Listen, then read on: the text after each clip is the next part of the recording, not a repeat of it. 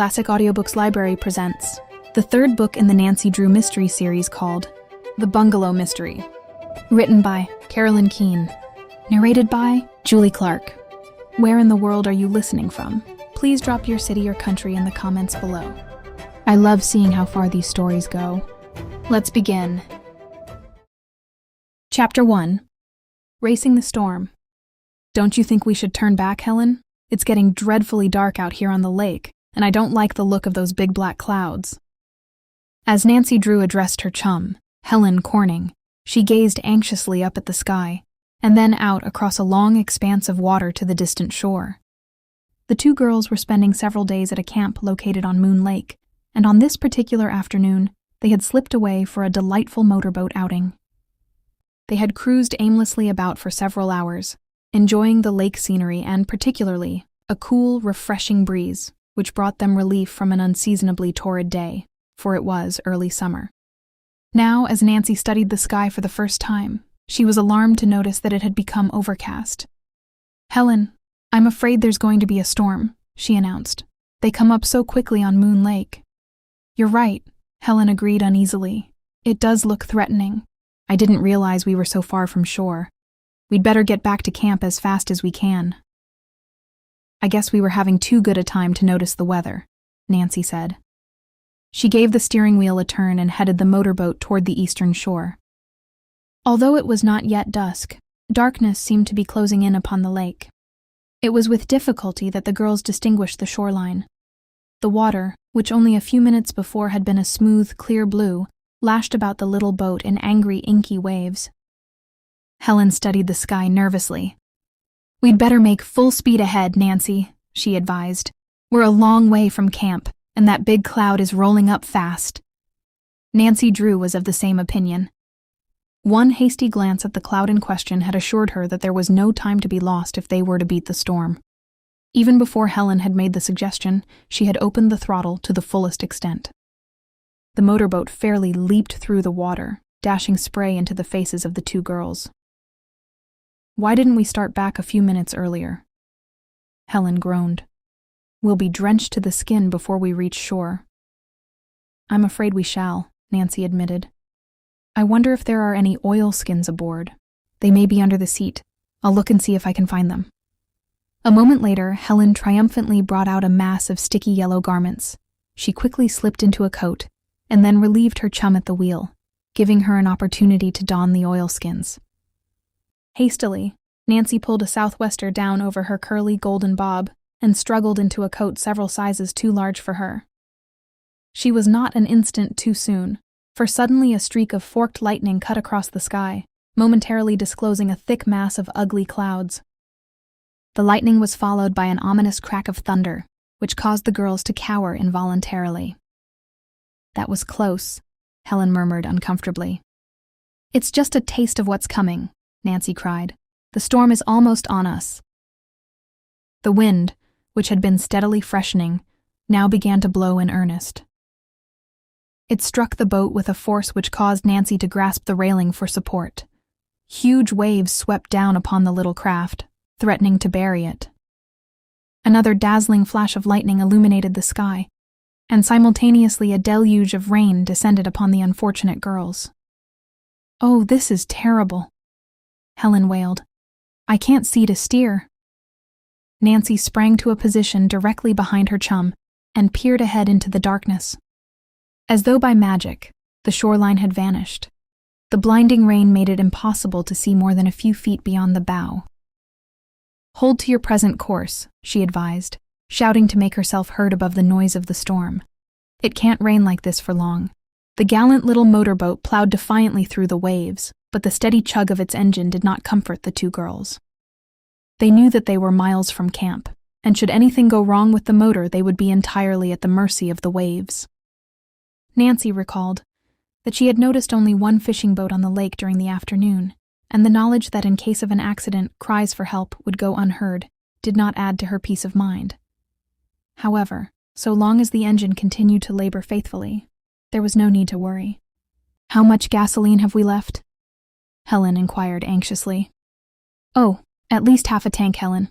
We shan't need to worry on that score." After a time, the rain ceased to fall in torrents and a drizzle set in. However, the storm was by no means over, for the wind continued to blow a full gale, and every instant it seemed to Nancy Drew and Helen Corning that the waves became higher. "If only we could see where we're going," Helen complained. She had endeavored to maintain a straight course for the camp, but there was no way of estimating the amount of drift, and she had no idea how far they were from shore. A jagged ribbon of lightning illuminated the path ahead. Catching her breath, Nancy Drew leaned forward and peered into the inky water. What she saw froze her with horror. Directly ahead floated a big log. "About!" Nancy cried frantically.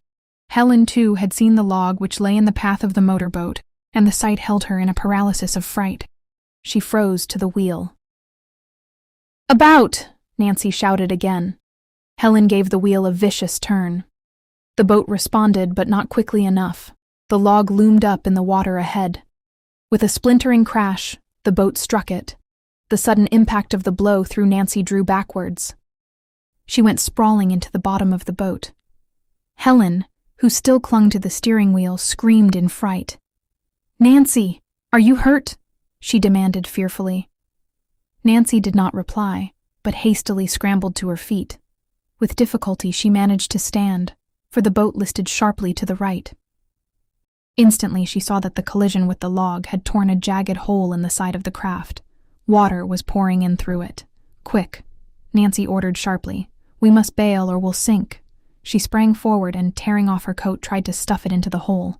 Helen caught up a rusty pail which had been kept on hand for fish bait and began to bail. She worked madly, but in spite of her efforts, the water came in faster than she could dip it out. "Oh, it's no use," she groaned. "We're sinking." Nancy, too, realized that they could not hope to stop the leak. The boat was doomed, and they with it, unless aid came to them quickly. "Shout for help," she ordered. "Someone may hear us." Cupping their hands to their lips, the girls shouted again and again. "Help! Help!" They screamed desperately. There was no answer. The wind howled derisively in their ears, mocking them in their plight. "Oh, what shall we do?" Helen demanded hopelessly. Already the two girls were standing in water over their ankles, and each instant the boat was settling lower. A big wave bore down upon them, and Nancy, who saw it coming, realized that it meant the end. A deluge of water poured in over the sides. "We're lost!" Helen cried. "We're The words ended in a choking gurgle as the waters closed over her head. Chapter 2. A Desperate Struggle. As the motorboat settled into the lake, Nancy Drew leaped clear and began to tread water. Her first thought was for her chum. What had become of her? Nancy Drew was an excellent swimmer. But as Nancy knew, Helen Corning was barely able to keep herself afloat in a quiet pool. With crushing, smothering waves bearing down upon her, she would be helpless. Frantically, Nancy glanced about. She heard no cry, but several yards away she thought she saw a white hand above the water. With powerful crawl strokes, she plowed through the waves toward the spot. The hand had vanished. Bending at the waist and then suddenly straightening her body, Nancy shot down in a surface dive. With eyes open, she groped about underwater. At last, she was forced to the surface, gasping for breath. "Oh, I must find her," she thought desperately. "I can't let her drown." Then only a few feet ahead she saw her chum struggling. In her fright, Helen had forgotten what little she knew about swimming and was thrashing madly about. One powerful stroke brought Nancy directly behind her chum. Reaching out an arm, she hooked Helen under the chin, and with her free hand, elevated her body to the surface of the water. A huge wave bore down upon the girls, and before Nancy could secure a safe hold, Helen strangled and began to struggle. She clutched Nancy about the neck. "Let go!" Nancy cried. Nancy, Helen, too frightened to realize what she was doing, only clung the tighter, carrying the two girls beneath the surface of the water. At first, panic took possession of Nancy Drew as she realized that Helen held her in a stranglehold. Then her mind cleared and she thought logically again. She had studied life-saving methods and had been told how to break strangleholds. If only it would work now. In a desperate attempt to free herself, she pushed with her hands against the side of her chum's face, at the same time attempting to raise one of the arms which imprisoned her. As she felt Helen's grip relax, she quickly ducked under the raised arm and came to the surface of the water directly behind her chum. Before Helen could clutch her again, Nancy snapped her into position for a safe carry. "Don't struggle or we'll both drown," she warned Helen. Feeling that she was somewhat safe, Helen relaxed. But scarcely had Nancy Drew begun to believe that she had her chum under control when a huge wave swept over the two girls. Again, Helen began to struggle and fight.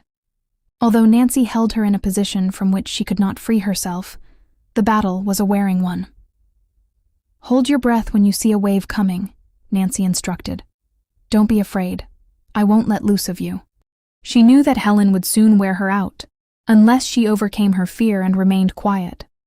Already Nancy was short of breath, and for a swimmer far from shore that was a fatal warning. Yet never for a moment did she consider abandoning Helen, although by doing so, she might save her own life. Nancy Drew had no illusions concerning her situation. Excellent swimmer though she was, she knew it would be impossible to tow Helen ashore. Alone she might make it, but with her chum to consider, it was hopeless. If only she could manage to keep Helen afloat until help reached them. The motorboat had sunk beneath the waves, and the log which might have given them temporary support had floated away in the darkness. Oh, if only that log would come in sight again, thought Nancy. As if in answer to her wish, the log bobbed up at that instant, but before Nancy could grab hold of it, it went out of sight. She watched eagerly, but it failed to reappear. The exhausted girl's heart sank within her. "Help!" Nancy cried frantically. With a sinking heart, she realized that her voice would not carry far. She and her chum were at the mercy of the cruel waves. In this moment, when it seemed that there was no hope of rescue, it was but natural that Nancy Drew's thoughts should turn to her father. Would she ever see him again? For the most part, Nancy's life had been an unusually happy one. Since the death of her mother many years before, she had lived with her father, Carson Drew, a noted lawyer engaged largely on mystery cases, in the middle western city of River Heights, which was 40 miles from Moon Lake. Aided by an elderly servant, Hannah Gruen, Nancy had taken over the direction of the household. Her life had been an exciting one, for she had always taken an interest in her father's mystery cases. Carson Drew was proud of his daughter, and openly boasted that she had a talent for unearthing mysteries and solving baffling cases. Certainly Nancy Drew never missed an opportunity for a thrilling adventure. She had established herself as a clever detective by solving the mystery of a queer old clock. Her adventures in this connection are related in the first volume of the series, entitled The Secret of the Old Clock. Later, she had been involved in a rather weird mystery, one which carried her to a haunted house, there to aid two sisters, Rosemary and Floretta Turnbull. Nancy had discovered a hidden staircase, and it was through her efforts that the ghost of the Turnbull mansion was captured. Her exciting adventures are recounted in the volume, The Hidden Staircase. Nancy had refused to accept a reward for her service, but in each case her friends had forced a token of remembrance upon her. Her trophies consisted of a mantel clock and a valuable silver urn. Her father had often declared that before she finished her career, she would have the house cluttered. Now, as Nancy Drew struggled to support her chum in the rough waters of Moon Lake, she wondered if her career was to come to a sudden end. How long could she manage to keep afloat? Certainly not for many more minutes. Her heavy clothing dragged her down, her shoes seemed as heavy as chunks of lead. If only she could let loose of Helen for a minute, she could remove them. "Can you float on your back for just a few minutes?" she asked. "Oh, don't let go of me, Nancy," Helen pleaded. "I'm frightened to death. I won't," Nancy promised. She intended to remain with her chum until the end. After all, it did not greatly matter about the shoes, she told herself. Even were she rid of them, it would only prolong her time a few minutes. She could not hope to support Helen indefinitely. Each second dragged like an eternity. At frequent intervals, Nancy shouted for help, although she believed she was only wasting energy. Her breathing became increasingly difficult. Helen Corning, who had gradually grown more calm, could not help but know that Nancy's strength was beginning to fail. For the first time, she realized the sacrifice her chum was making. Encumbered as she was, she could never hope to reach shore. "Save yourself," she begged. "Go on without me. Never. You can reach shore alone, Nancy. If you try to save me, we'll both drown." Nancy Drew knew that Helen spoke the truth, but she did not relax her hold. Nothing could force her to desert her chum. Each minute it seemed to her that she could not take another stroke. And yet, by sheer force of will, she managed to endure. A huge wave bore down upon the two girls, smothering them in its embrace. Feebly, Nancy struggled back to the surface with her burden. "One more like that and I'll be through," she told herself. Just then, she thought she heard a noise above the roar of the wind. Was it her imagination? Or had she really heard the splash of an oar? "Help!" she screamed. Was there really an answering cry, or were her ears playing cruel tricks upon her? Again, Nancy raised her voice in a frantic cry. This time there could be no mistake, for she distinguished the words, "Hold on. I'm coming." Aid was coming at last. The thought gave Nancy Drew the courage to endure for a few minutes longer. "Where are you?" a shrill voice called. "Here! Here!" Nancy cried desperately. Through the blinding rain, she caught a glimpse of a dark object. It was a rowboat. If only she could hold out until it reached her. As the rowboat approached, Nancy Drew fully expected to see it swamped. It swept toward the two girls on the crest of a wave, and only by dexterous use of the oars did the rescuer avoid crashing into them. There was only one occupant in the boat, a girl, and her puny strength availed but little against the wind and waves. Twice she tried to bring the boat alongside the struggling girls, and failed. The third time, as the craft swept past, Nancy lunged and caught the side. She dragged Helen along, supporting her with one hand until she, too, secured a hold. "Be careful or you'll upset the boat," their rescuer shouted. Nancy Drew was well aware of the danger, and she was at a loss to know how to climb aboard. Unless the boat were perfectly balanced, it would be certain to capsize at the first attempt the girls made to scramble over the side. Swimming around the boat, Nancy Drew took a position directly opposite her chum. "I'll try to balance it while you get in," she shouted. As Helen attempted to scramble aboard, Nancy threw her weight to the opposite side. The craft wobbled uncertainly, but did not upset. With the aid of the girl at the oars, Helen managed to reach safety. It was more difficult to get Nancy into the boat, but at last she was dragged over the side. The deed accomplished, Helen collapsed on the bottom. Nancy resisted the temptation to drop down beside her chum, for one quick glance at her rescuer assured her that the girl was nearly exhausted from her labors. Apparently, it was all she could do to keep the rowboat from being overturned. Tired as she was, Nancy Drew knew that she could not rest until shore was reached. "Give me the oars," she ordered. "You rest for a minute or two." "I am about done up," the girl admitted. "When I heard your cries, I rowed out as fast as I could." Nancy dropped down upon the seat and snatched up the oars. "We couldn't have lasted much longer. You came just in time, but I won't try to thank you now. We're still in grave danger.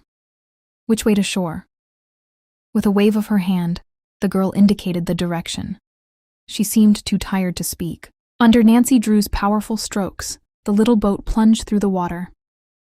By skillful use of her oars, Nancy avoided some of the waves, but in spite of her efforts, the craft was battered about.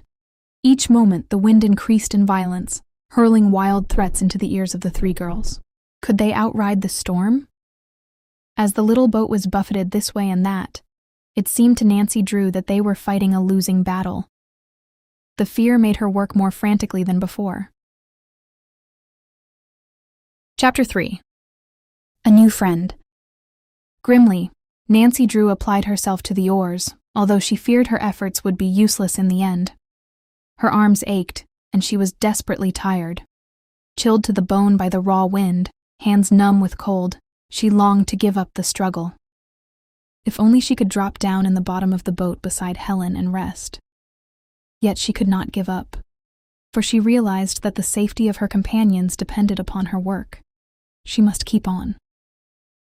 As she doggedly bent to her task, the oars creaked protestingly in the locks. It seemed to Nancy that an unkind fate had decreed the little boat was never to reach shore, for each instant the storm increased in violence. Gigantic waves lashed against the little craft, threatening to bury it. Each flash of lightning and clap of thunder struck the girls with terror. The strange girl who had braved the elements to rescue Nancy Drew and Helen Corning permitted herself only a brief rest.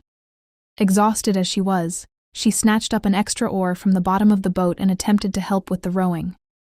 Working in unison, the two girls sent the little craft leaping through the water. As they made progress against the wind and waves, Nancy took new hope. "We'll make it," she encouraged her companion. A vivid flash of lightning illuminated the water, and directly ahead, through the rain, Nancy caught a glimpse of the shoreline. A feeling of intense relief surged over her. However, the battle was not yet won, for her companion shouted a sudden warning. "The rocks. We must be careful or we'll be dashed against them." Scarcely were the words uttered, when another flash of lightning disclosed the shoreline more distinctly, and straight ahead, the ugly protruding nose of a jagged rock. For an instant, Nancy's heart leaped into her throat. Would they be dashed on that cruel rock over which the waves were dashing with high-scent spray? "Oh, we'll be killed," gasped the strange girl. "To the left, to the left," came the quick answer. "It's our only hope." "We'll never make it," was the groaning reply. "We must." It was a critical moment, and Nancy Drew's heart was in her mouth. But with a deft swerve of her oar, she avoided the rock, and an oncoming wave swept them out of danger. Another 5 minutes and they were in the cove where the water was comparatively quiet. "Safe," Nancy murmured. At last her oars struck a sandy bottom, and promptly dropping them, she stepped out into water which reached nearly to her knees. Her fellow oarsmen followed, and together they pulled the boat up on the beach. Quickly, they helped Helen Corning to her feet. She was too weak to stand without a supporting arm. "Oh, where are we?" Nancy cried desperately. "Isn't there some house near where we can take Helen?" "There isn't a cottage within a mile," the strange girl informed her. "But there's a boathouse up the shore a little way. If we can get her there." "I can walk," Helen insisted weakly. Supported on either side, she bravely demonstrated the truth of her assertion. Shivering with cold and excitement, the 3 bedraggled girls stumbled along the beach. "Here we are," the stranger called out presently.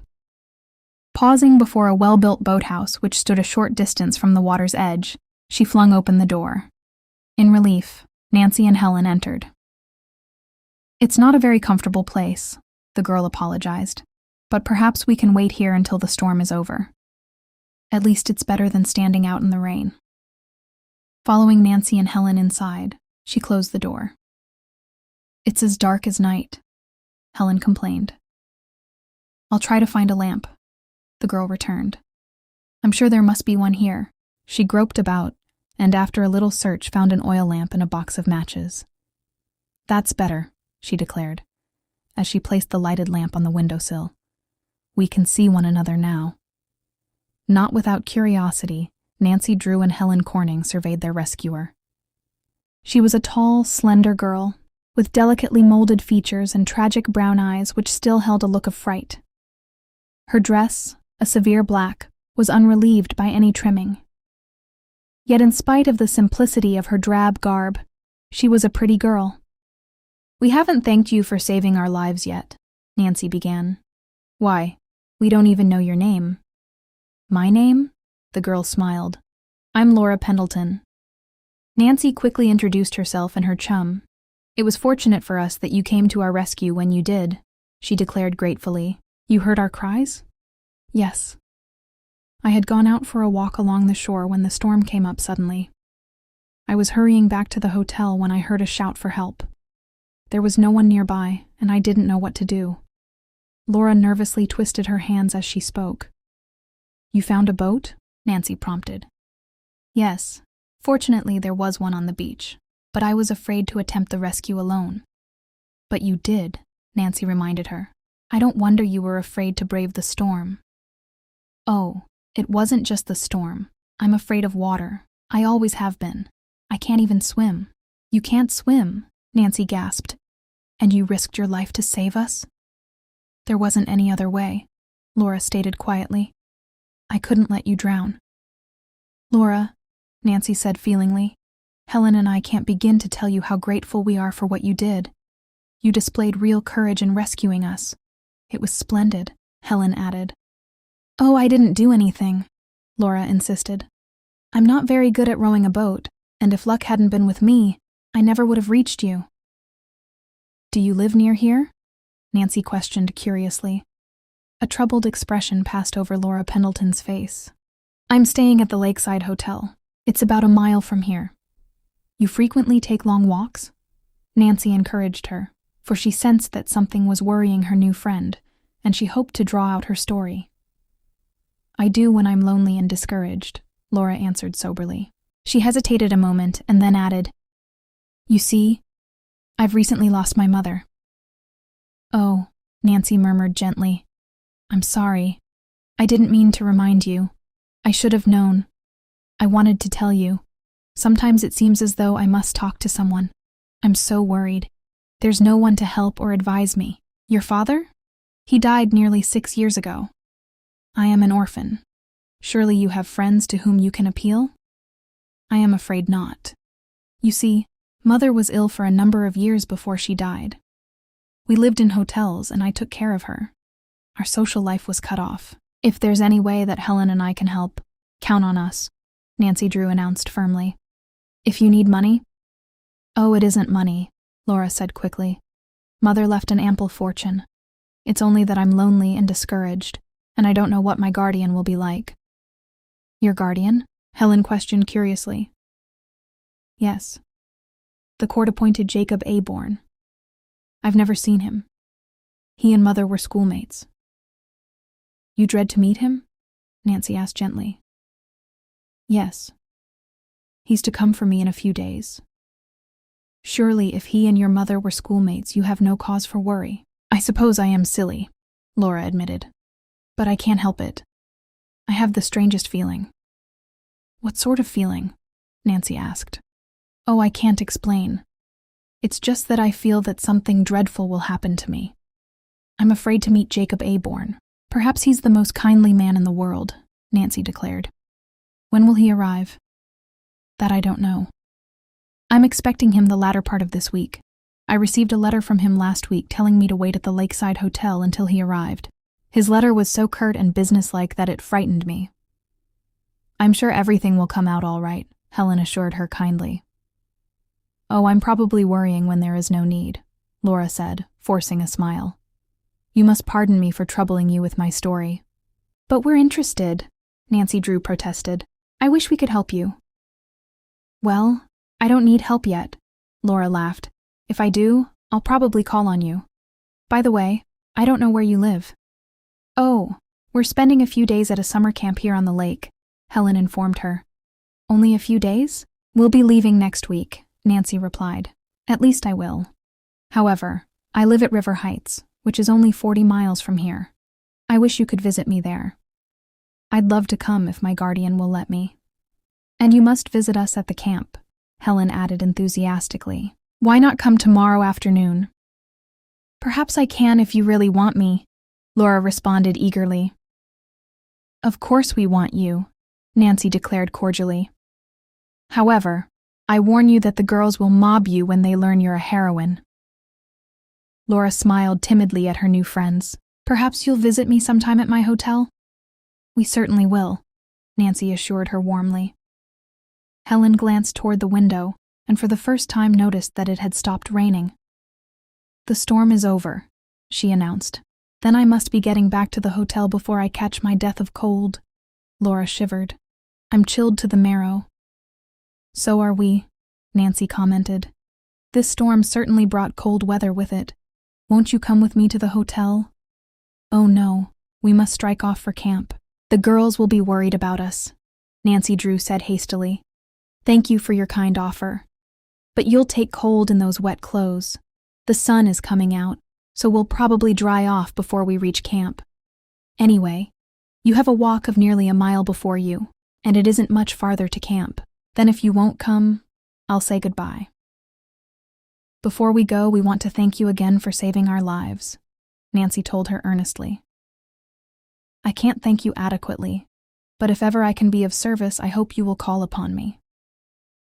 I certainly will, Laura assured her easily. As the three girls gravely shook hands and parted, Nancy Drew little dreamed that before a fortnight had passed, she would be given an opportunity to repay Laura Pendleton in full. Chapter 4. A Visitor. Do you think Laura Pendleton will visit us this afternoon, Nancy? Helen Corning, who was reclining on a camp cot in the little cabin which she shared with Nancy Drew, asked the question. I certainly hope so, Nancy responded. I'd like to become better acquainted with that girl. She interests me. I wish we could repay her for saving our lives. I was so nearly done up yesterday afternoon that I didn't half thank her. I'm afraid there's nothing we can do, Helen. She has a fortune in her own name, so money would mean nothing to her. However, I thought she seemed rather lonely. Yes, she did, Helen agreed. If she comes this afternoon, we must show her a good time. Perhaps we can make her forget her troubles. In spite of the severe exposure to which Helen and Nancy had been subjected the previous day, they were little the worse for their ducking in the lake. Upon reaching camp, they had removed their wet clothing and had gone to bed, with the result that they escaped without even a cold to remind them of their adventure. Although the motorboat was not a valuable one, the girls regretted its loss and had generously offered to pay for it. However, the camp counselors had refused their money, exonerating them of all blame for the accident. I'm a little worried about Laura, Nancy Drew remarked to her chum. She isn't at all strong-looking, and I'm afraid she may be ill. Helen did not reply, for just then a curly-haired girl thrust her head in at the cabin door and informed the two girls that they had a visitor. Oh, it must be Laura, Nancy cried hopefully. Helen sprang up from the cot and with her chum rushed to the door. The girl who awaited them was indeed Laura Pendleton. I'm so glad you came, Nancy greeted her enthusiastically. Helen and I were just talking of you. We were afraid you might be ill after that drenching, Helen added. I'm really stronger than I appear, and Laura smiled pleasantly. I was fortunate enough not to take cold. We escaped too, Nancy declared. And now you must meet all of the girls. Nancy Drew's friends crowded about and quickly were introduced to Laura. They made a great deal over her, and insisted upon regarding her as a heroine. The praise made little impression upon the girl, it seemed to Nancy. She noticed that while Laura was gracious to everyone, she took little interest in what was going on about her. Something is troubling her, Nancy thought.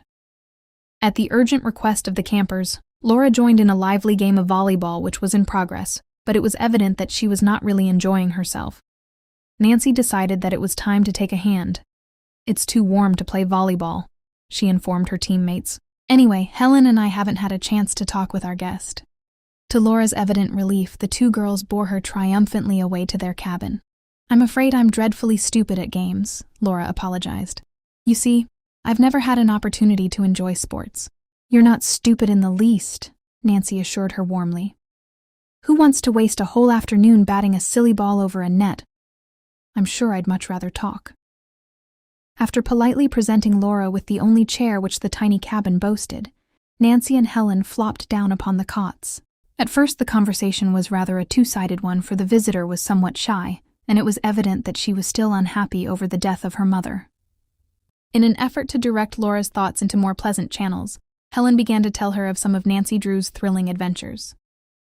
She has quite a reputation as a detective, Helen declared impressively. Everyone says Nancy can scent a mystery a mile away. What sort of mystery cases are you interested in? Laura asked her new friend in surprise. Oh, most anything, Nancy answered carelessly. My father is a lawyer who is often engaged in such cases, and I suppose I get my liking for detective work from him. She makes a specialty of lost wills and haunted houses, Helen informed their guest mischievously. Haunted houses? Laura gasped. Oh, the Turnbull mansion really wasn't haunted, Nancy hastened to explain. The Turnbull sisters were bothered by strange noises at nights, and valuables kept disappearing from the house. I discovered who it was that was the ghost behind the scenes. Everyone said it was clever detective work, Helen went on proudly. Nancy discovered a hidden staircase and an underground tunnel. She explored it in the dead of night. How exciting, Laura declared. Weren't you afraid? A little, Nancy admitted truthfully. But she kept on anyway, Helen continued. Oh, she had a thrilling time of it before the mystery was solved. I should think so, Laura murmured. My, you must have talent, Nancy. Not at all, Nancy laughed. It was mostly luck that I stumbled upon that hidden staircase. Don't you believe it? Helen scoffed. Nancy Drew's modest, that's all. She wouldn't tell you about the way she helped the Horner girls get their inheritance. They had been cheated out of a fortune, and Nancy unearthed the real will. Oh, Laura isn't interested in all that, Nancy protested, obviously ill at ease. Indeed I am, Laura assured her. We've been talking about ourselves so much that we haven't given you a chance to say a word. Oh, there's nothing to tell about myself. I'm not a very interesting person. Indeed you are, Nancy Drew contradicted her guest gently, but I'm afraid you are still worrying about that guardian of yours. Am I correct? Laura's pretty face clouded. Yes, I am worried. I know I shouldn't feel the way I do, for it was my mother's wish that Jacob Aborn be appointed my guardian. I can't understand myself. I dread to meet him tomorrow. Tomorrow? Nancy questioned in surprise. Yes, I received a telegram from him this morning. He is to arrive tomorrow. I wouldn't worry, Nancy said cheerfully. Probably you will like your guardian when you meet him.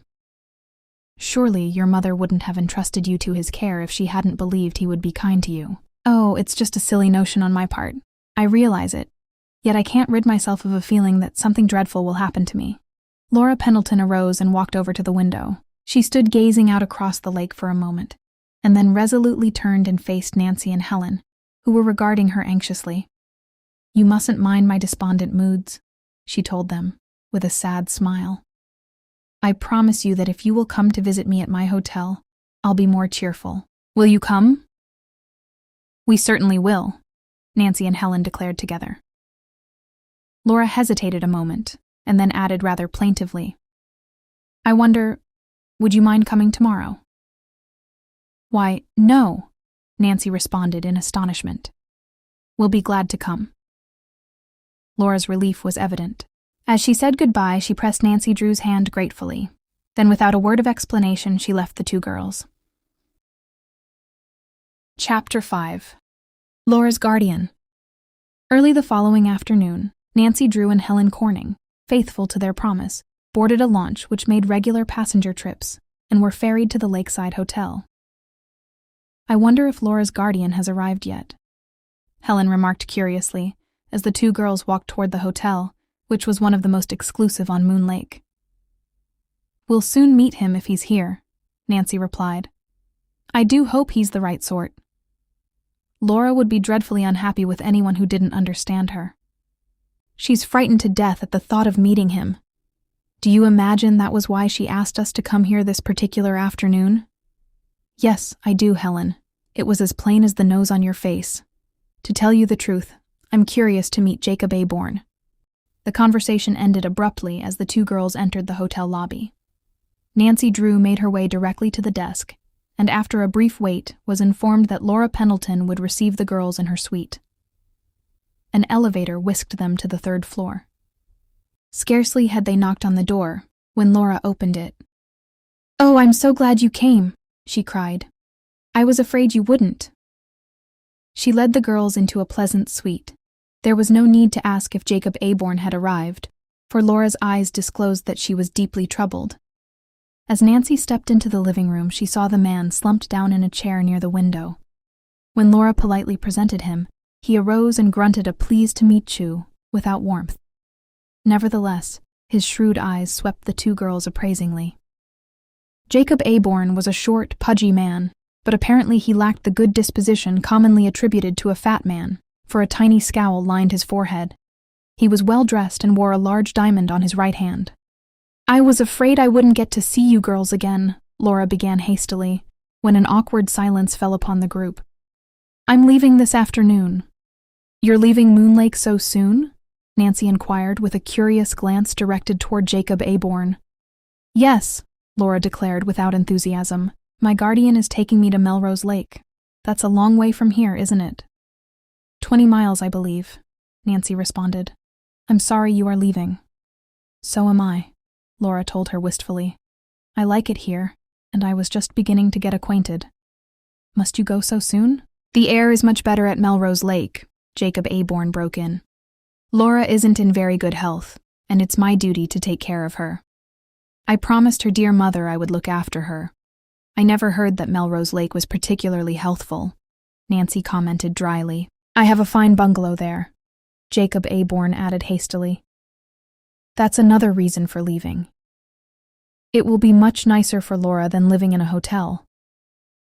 Possibly you are right, Nancy admitted reluctantly. She had taken an instant dislike to Jacob Aborn, although she realized that she had no reason for her feeling. He seemed kind enough to Laura, and apparently deeply interested in her welfare. Yet at times his eyes had a hard, almost cruel glint as he gazed upon her. Nancy was ashamed of her suspicion, yet she could not help but wonder if the man's affection for his ward was genuine. Laura glanced nervously at her guardian. It was obvious that she was uneasy in his presence. Would you girls care to have tea in the garden? She proposed hopefully. That would be lovely, Helen said quickly. She too had taken a violent dislike to Jacob Aborn and was eager for an opportunity to get away. It would be a relief to have a quiet talk with Laura. However, Jacob Aborn had no intention of permitting Laura's plan to be carried into effect. He picked up his hat and bestowed a saccharine smile upon his ward. I will go with you, my dear. It was clear to Nancy Drew that he was determined Laura should not have a chance to talk with her friends alone. Something is wrong, she thought. Laura doesn't want to go to Melrose Lake, and he's forcing her to do it. The afternoon was a failure so far as Laura Pendleton and her friends were concerned. They spent a miserable half-hour over the teacups, attempting to keep up a conversation. Laura's face was pale, and her eyes held an expression of fear. Jacob Aborn appeared not to notice. He gulped his tea in one swallow, crumbled his cake upon the tablecloth, and then, tilting back his chair, proceeded to regale Nancy and Helen with tales of his brilliant business ventures. His stories, which were obvious untruths, disgusted the girls, but for Laura's sake they listened politely. I'm going to make Laura's money earn real interest, he boasted. I'll invest it in stocks. If you know the ropes, you can beat the market every time. Nancy Drew raised her eyebrows in well-bred disapproval. Will the court sanction such speculation? The court? What's that got to do with it? Jacob Aborn demanded. As Laura's legal guardian, you will be responsible for the money and will have to make an accounting, Nancy informed him. My father is a lawyer, so I know. Jacob Aborn stared at her somewhat hostilely. Oh yes, to be sure, he muttered. Pushing back his chair, he called loudly for a waiter. Greatly to Laura's embarrassment, persons at other tables turned and stared at him curiously. Waiter. My check, he ordered, with a grand flourish. The bill settled, he turned to Laura with sudden decision. You must get your things packed at once, my dear. We are leaving in half an hour for Melrose Lake. But you said we were to remain here until late this afternoon, Laura protested. I haven't had a chance to talk with Nancy and Helen. I am sorry, but we must leave at once. Your friends will excuse you. It doesn't seem right to rush away like this when I invited you girls here to spend the afternoon. Laura apologized. She was on the verge of tears as she faced Nancy and Helen. We'll surely see you again sometime soon, Nancy Drew promised. Oh, if you only will. You must come to Melrose Lake. I don't know a soul there, and I'll be so lonesome. She turned to her guardian. What is the address? I want Nancy and Helen to have it. Jacob Aborn frowned. The address? Oh, they won't need it. Anyone can direct them to the bungalow. Nancy surveyed Laura's guardian curiously. Why was he so eager to get his ward away from them? From his response to Laura's question, she comprehended that he did not wish to encourage a visit to Melrose Lake. I'm afraid I must say goodbye, Laura told Helen and Nancy regretfully. Soberly, the three girls shook hands. Laura clung to Nancy an instant, and as their eyes met, it seemed as though she were trying to tell her something. "We must hurry, my dear," Jacob Aborn put in impatiently. With a show of affection, he carelessly permitted his hand to fall upon Laura's shoulder. Involuntarily, she cringed. "Yes, I'm coming," she responded listlessly. Without another word, she turned and left the two girls. Jacob Aborn followed her into the hotel. Thoughtfully, Nancy and Helen walked toward the dock to await the coming of the passenger launch. "It's a shame," Helen burst out after several minutes of silence. "Yes, it is," Nancy Drew agreed. "I don't blame Laura for not wanting to go to Melrose Lake. She isn't going to be happy with that guardian." "I think she's going to be miserable," responded Helen. "Why, that man is a perfect bear." At the dock, the two girls learned that the ferry would not be in for 15 minutes, so rather than remain there, they strolled around the hotel grounds. "That's the worst with choosing a guardian you haven't seen perhaps for years," was Nancy's comment, as they walked along a path close to the side of the hotel. Laura's mother, when dying, may have thought her old school friend was as he had been in their early years. On the contrary, he has changed for the worse. The two girls walked along in silence for a minute. Then both came to a sudden pause. "They're right over our head," whispered Nancy excitedly. "Listen." The chums listened and were speedily made aware that they were directly under the second-story windows of the two rooms occupied by Laura and her guardian. The guardian was in the girl's room and talking to her in anything but a pleasing manner. "I said you would get your things packed at once," snarled Jacob Aborn. "And don't snivel any longer about those other girls and the way I treated them. I'm your guardian, and after this, you'll do as I say." "I'll get ready," answered Laura meekly. "And please don't talk so loud or you'll upset the whole hotel." "Never mind that," returned the man. "I'll be ready in 10 minutes, and I want you to be ready too." After that, there was silence, and with a meaning look between them, Nancy and Helen turned and walked back to the dock. "It's simply awful. I wish I could do something for her," said Nancy, shaking her head sadly. Chapter 6. Homeward Bound. In the mad, happy whirl of camp life, Nancy Drew and Helen Corning were kept so busy that they had little time to think of Laura Pendleton and her troubles. At first, Nancy had been inclined to worry about her, for she could not rid herself of the conviction that Jacob Aborn was not so kindly disposed to his ward as he pretended. But as the days passed and no word was received from Laura, she gradually faded into the background. "There's nothing we can do to help her," Helen had summed up the situation. "The court appointed Laura's guardian, and unless he proves himself incompetent, there's nothing to be done about the matter." "I'm afraid you're right," Nancy sighed. The two girls became engulfed in an endless round of swimming, tennis, hikes, boating, and handicraft work, and Laura was temporarily forgotten. Helen, after her unfortunate experience on Moon Lake, was determined to learn how to swim, and Nancy undertook to teach her the crawl stroke. Each morning, the girls spent several hours on the beach and in the water. "I'm beginning to think that by the time I leave Moon Lake, I'll be a real swimmer," said Helen with much satisfaction after a rather long lesson from Nancy. "You certainly swim very well, Helen, but of course it takes practice to make perfect. I don't think you want to swim across the lake just yet." "Across the lake?" "Well, I should say not. I think I'd be doing wonderfully well if I could swim from this deck to the one above here. You're going to do that tomorrow." "Never. Just wait and see." On the morrow, much to her delight, Helen managed to swim not only from one dock to the other, but to swim back again. "I never thought I could do it," the girl declared in great delight. She was gasping a little for breath, but her face was radiant. "Nancy, you're a great teacher. Any time you feel like giving up your idea of becoming a detective, you had better become a swimming teacher."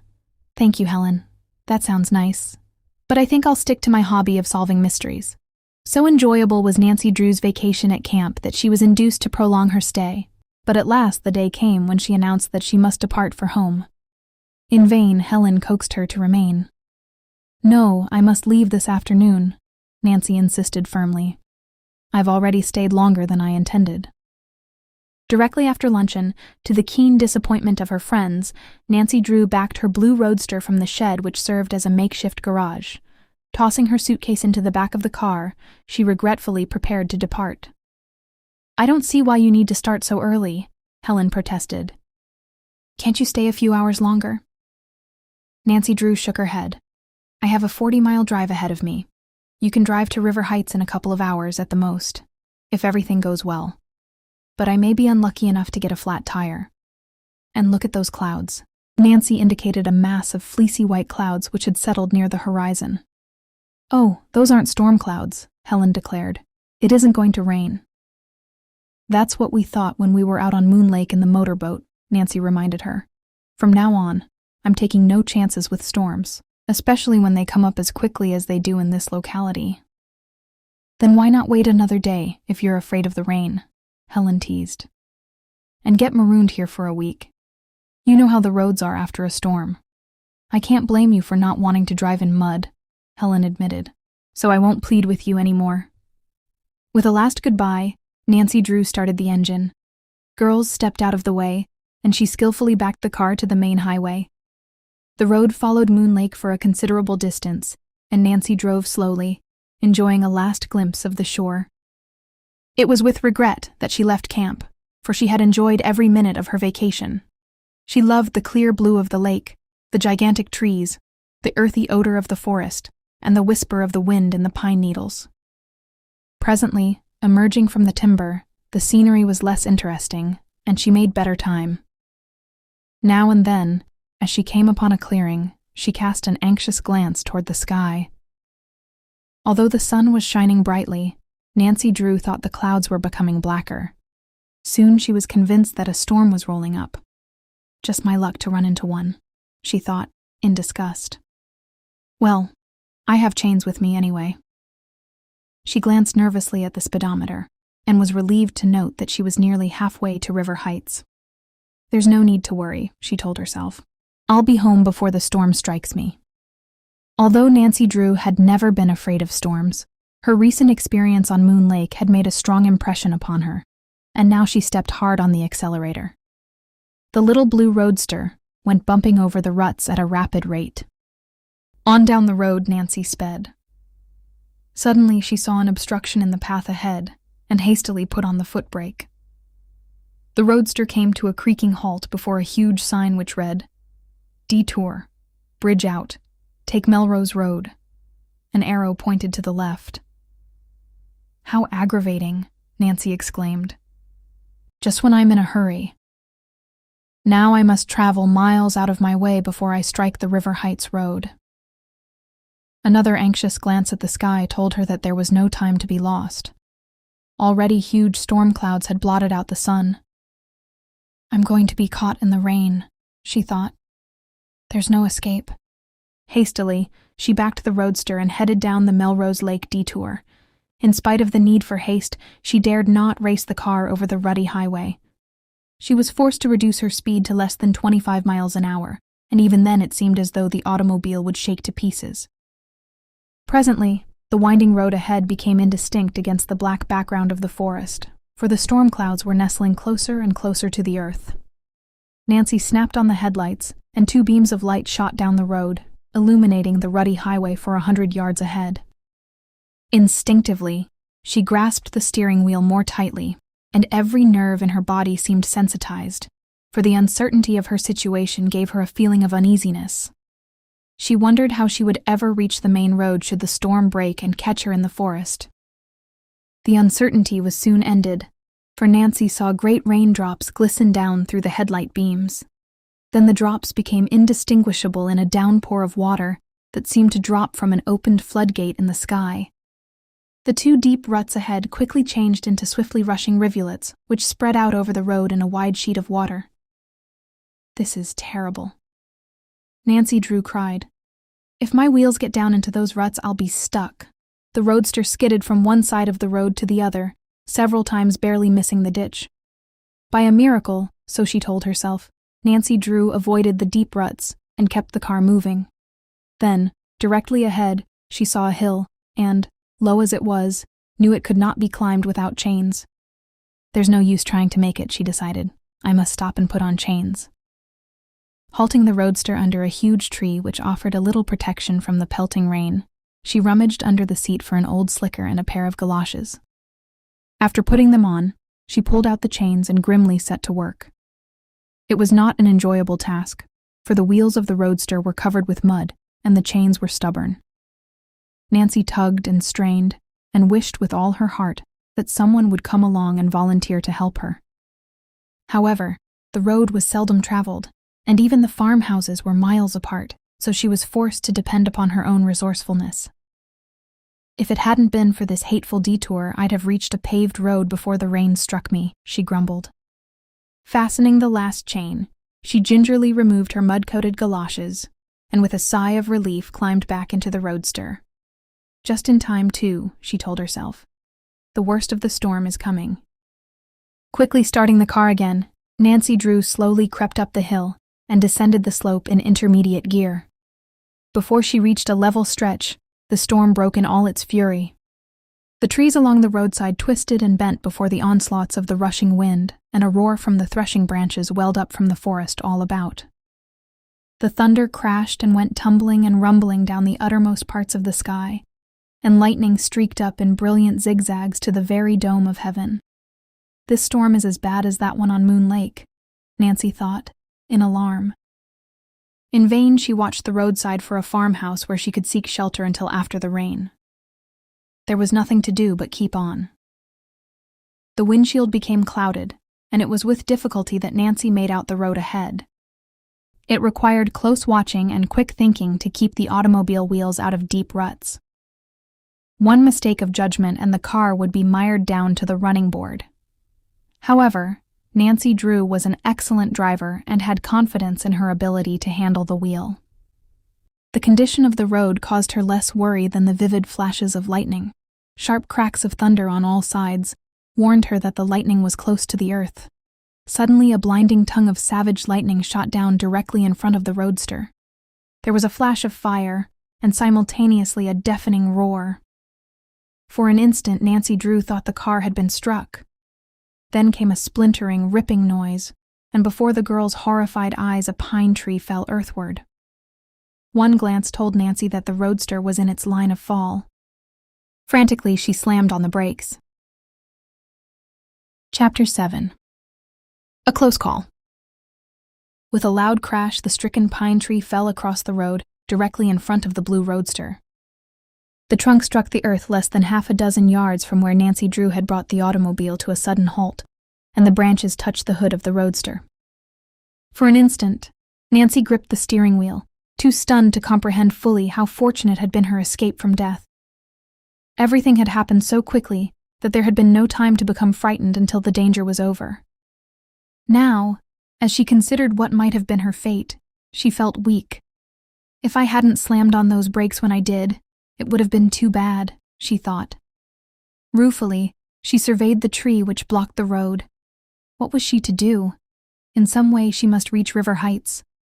If only someone would come along to help her. There probably isn't anyone within miles, she told herself.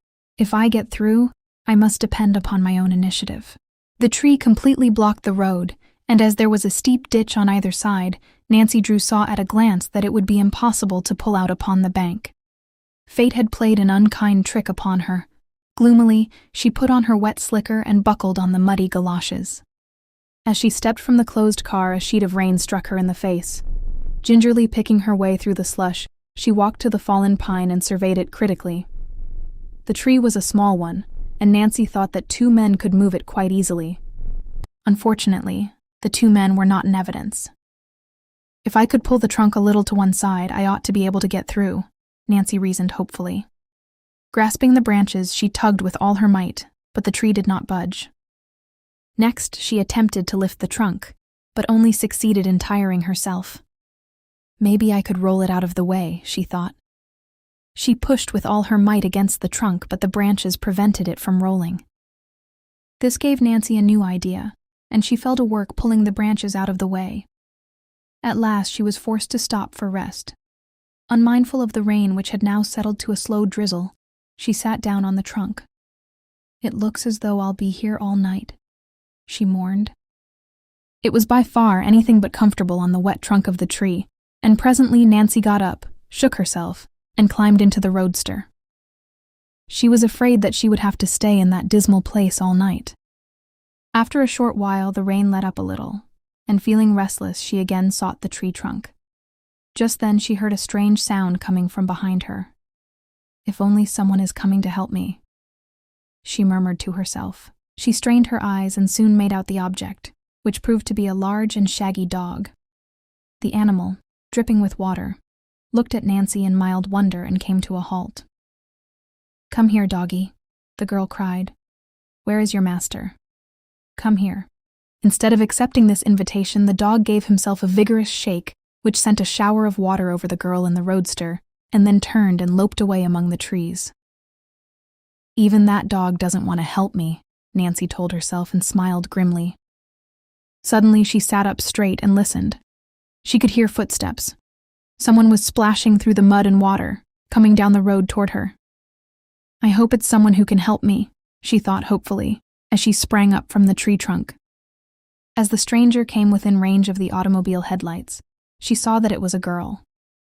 Nancy's sympathy went out to her as she noted her bedraggled appearance. "I beg your pardon," the girl began, as she rushed up to where Nancy was standing, "but I'm in desperate trouble. Could you help me reach River Heights?" Nancy, who recognized the voice, could scarcely believe her ears. "Laura Pendleton," she exclaimed. The girl started violently as her name was spoken. For the first time she peered intently at Nancy.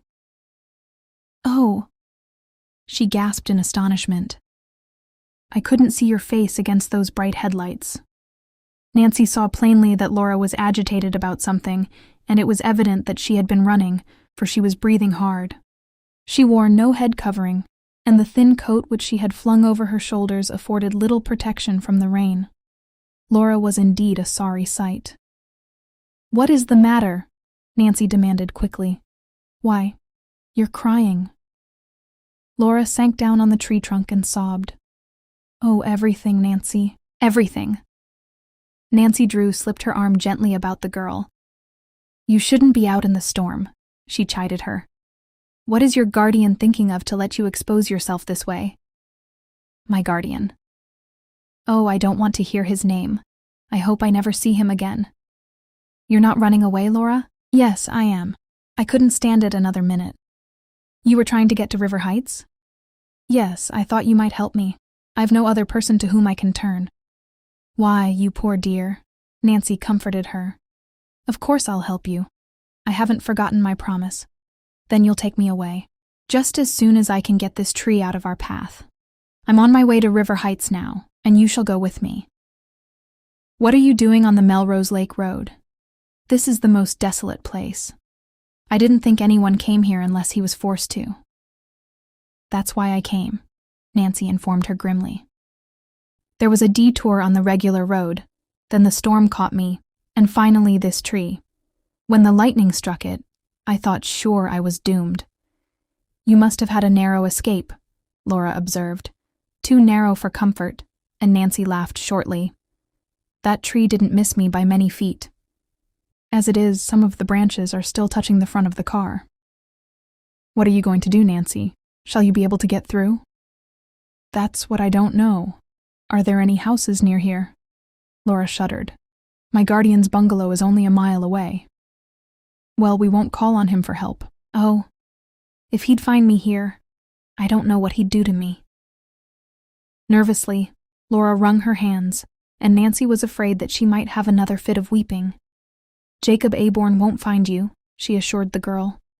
"Oh, Nancy, you don't know what your kindness means to me," Laura cried gratefully. "You've promised to help me when you haven't even heard my story. I must tell you." "Not a word until we reach River Heights," Nancy broke in. "We must both get into dry clothing as quickly as we can. Here, climb into the car where the rain won't strike you. I'm soaked to the skin already." "It doesn't make any difference now." "I must think of some way to get out of here," Nancy said thoughtfully, more to herself than to Laura. "Do you think you're strong enough to help me lift that tree? I think maybe we can do it together." "Oh, I'm sure we can," Laura declared eagerly. Then let's try. After pulling the branches away from the roadster, the two girls tugged at the trunk. Although the tree was a small one, it was remarkably heavy for its size. Laura and Nancy puffed and panted, but were rewarded for their labors. Little by little, they succeeded in moving the tree a short way. Though pausing frequently to rest their arms, they kept at the work. I believe I can get through now, Nancy decided at length. Let's try it anyway. The girls clambered into the roadster, and Nancy started the engine. Proceeding cautiously at the very edge of the road, she drove the car forward. Several small branches struck the body and sides of the roadster, but did no damage other than to scrape off a little paint. Well, we got through, Nancy declared in relief. Now for River Heights. These roads are terrible, Laura commented anxiously. Do you think we'll make it? We'll be home inside of half an hour, Nancy assured her confidently. And the first thing you must do when we get there is to change your wet clothing and go to bed. Just try to relax now. Laura attempted to obey, but it was obvious that she was suffering from a nervous shock.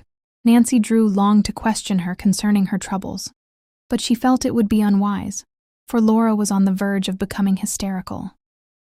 What she needed was quiet and rest. There would be ample time to hear the story after they reached River Heights, Nancy told herself. Chapter 8. Laura's story. It was nearly 6 o'clock when Nancy Drew's mud-splattered roadster finally reached River Heights and turned in at the driveway of the Drew residence.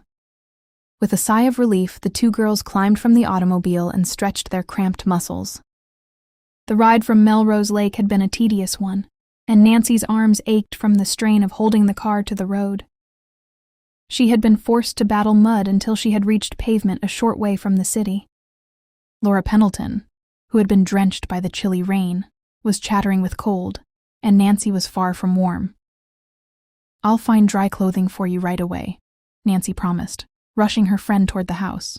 As the girls entered, Hannah Gruen, the housekeeper, came from the kitchen and surveyed them in amazement. Land's sakes, she exclaimed. You must have been caught in the storm. We certainly were, Nancy returned. Hannah, this is my friend, Laura Pendleton. We're both soaked to the skin. While we're changing into dry clothing, I wonder if you would make us some hot tea or a little beef broth. Indeed I will, Hannah assured her eagerly. Is Father here? Nancy questioned, as the housekeeper started toward the kitchen. Mr. Drew left for St. Louis early last week. Oh, I didn't know he was going. Nancy was disappointed, for she had hoped that her father would be at home to meet Laura.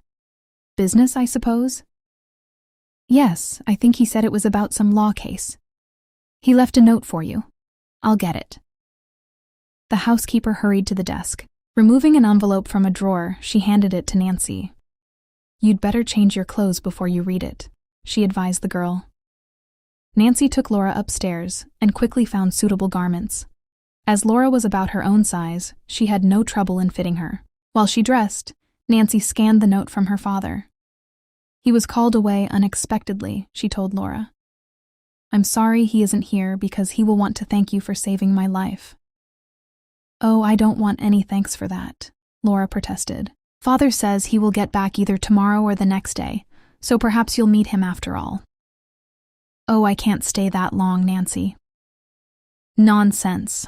I won't permit you to leave until I'm certain you've suffered no bad effects from this adventure. Do you feel better now? Yes, I'm all right. Then we'll go downstairs. Hannah will have something for us to eat. What a beautiful home you have here, Nancy, exclaimed Laura as she looked around her with much satisfaction. I think it's nice, Laura, answered the lawyer's daughter. Anyway, it's very comfortable. Dad and I wouldn't like it any better. I had just such a nice home once, returned the visitor, and her voice saddened a bit. That was when Mother and Dad were alive. Well, I hope that someday you'll have just as nice a place in which to live, and Nancy placed an assuring hand on the other girl's shoulder. After a warm meal, Nancy lighted a small fire in the fireplace and insisted that Laura curl up in a comfortable chair and toast her feet. Just relax, she ordered. Laura leaned her head back against the cushions and gave a tired sigh. Oh, it's so homelike here, Nancy. Her voice broke. I'm afraid I'll never have a happy home again, now that Mother is gone. Perhaps you'll feel better if you tell me what is troubling you, Laura. Oh, it's my guardian, Nancy. I can't live another day with Jacob Aborn. Isn't he kind to you? Kind. Laura's eyes flashed. He doesn't know the meaning of the word. I don't see why Mother ever placed me under his guardianship. Tell me what has happened since you left Moon Lake, and perhaps we can think of a way out of your difficulties. Jacob Aborn is so dictatorial and mean, Laura began. He was fairly decent to me as long as we were at Moon Lake, but just as soon as we reached his bungalow, he came out in his true colors. I wasn't favorably impressed with him myself, Nancy Drew admitted. Didn't he take you to a nice home? Oh, the bungalow is all right. I haven't any complaint on that score, save that it's very far removed from the other cottages on the lake. But Nancy, would you believe it? He doesn't keep a single servant. He didn't expect you to do the work? He did, Nancy. And the bungalow has 9 rooms, too. I hadn't been there an hour when he told me to get busy. How mean. Why, you're not strong enough to do hard work, Nancy protested. I thought your mother left an ample allowance for your needs. I thought the same, but it seems I was mistaken. Jacob Aborn told you that? Yes. I had understood that Mother left something like $50,000 or $60,000. My guardian tells me the estate has dwindled to less than $15,000. Even that amount should be sufficient to keep you, Laura. Jacob Aborn says it wasn't wisely invested. He claims I'm not much better off than a pauper. Strange he should wait until he had taken you to Melrose Lake before he told you, Nancy murmured in so low a tone that Laura did not hear. Oh, you have no idea how I've suffered the last few days, Nancy. Jacob Aborn has been so hateful to me. He won't give me any spending money. And he says I'm not to have any more money for clothes. I don't wonder you couldn't stand it. You haven't heard the worst. He even took my fur coat away from me. I hadn't had an opportunity to put it in storage and had it in my trunk. He took your coat? Nancy gasped. Yes. I think he intends to pawn it. I never heard of anything more outrageous. And he's been trying to force me to turn over Mother's jewels to him. You didn't do it, Nancy exclaimed quickly. No, they're wrapped up in that little bundle I brought with me. Perhaps I can put them in your safe for a few days. Certainly. The jewels are worth considerable, though of course I wouldn't think of selling them. What did Jacob Aborn want with them? Nancy questioned suspiciously. He said he intended to put them in a safe place, but I didn't believe him. I feel sure he expected to sell them.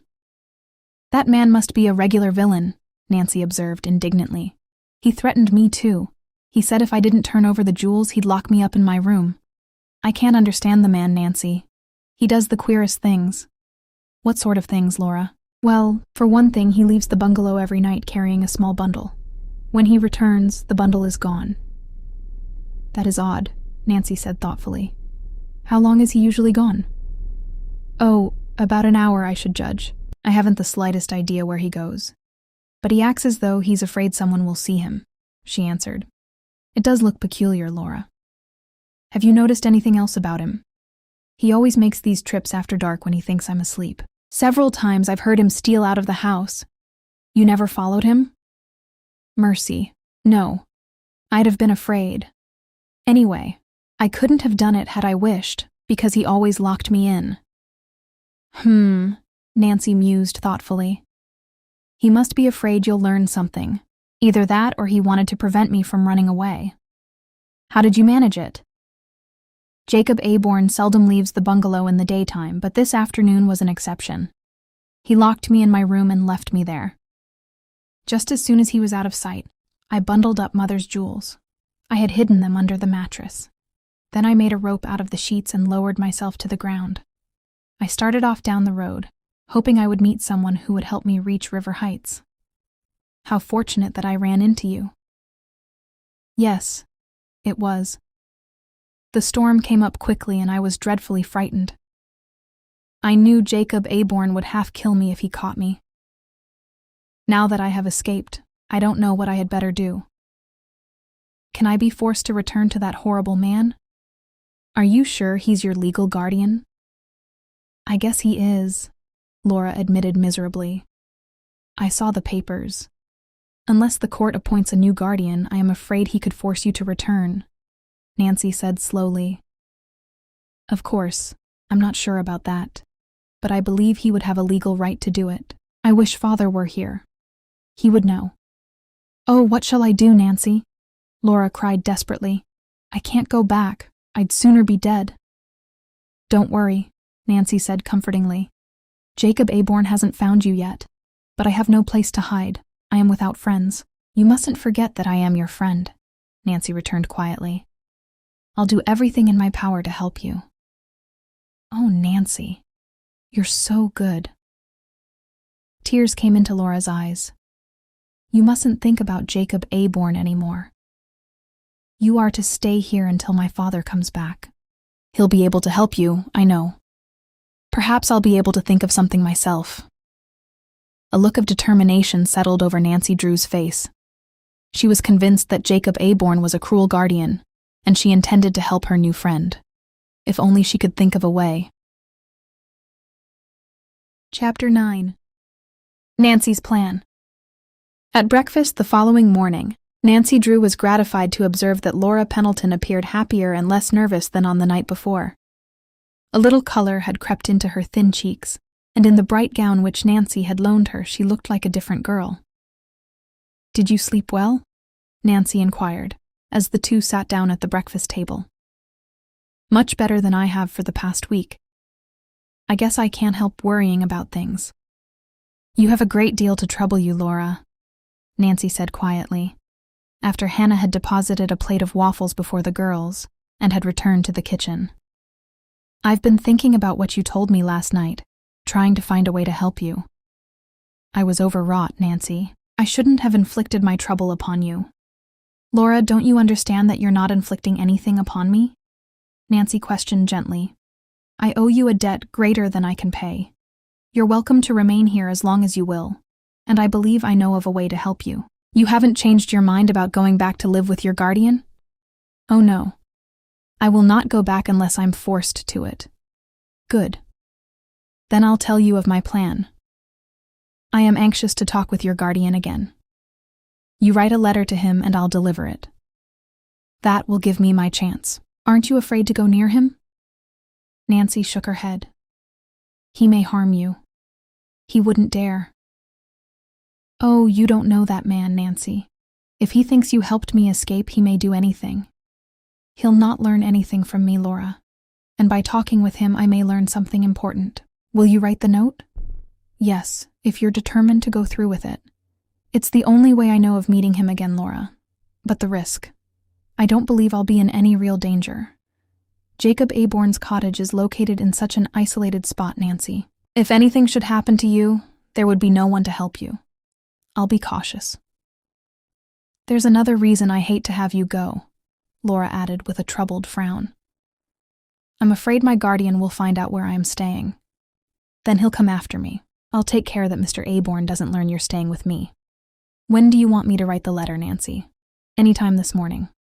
I'll wait until afternoon before I start for Melrose Lake. That will give the roads a chance to dry. The two girls finished their breakfast and then went to the study, where Nancy helped Laura compose the letter to Jacob Aborn. What shall I say? Laura questioned.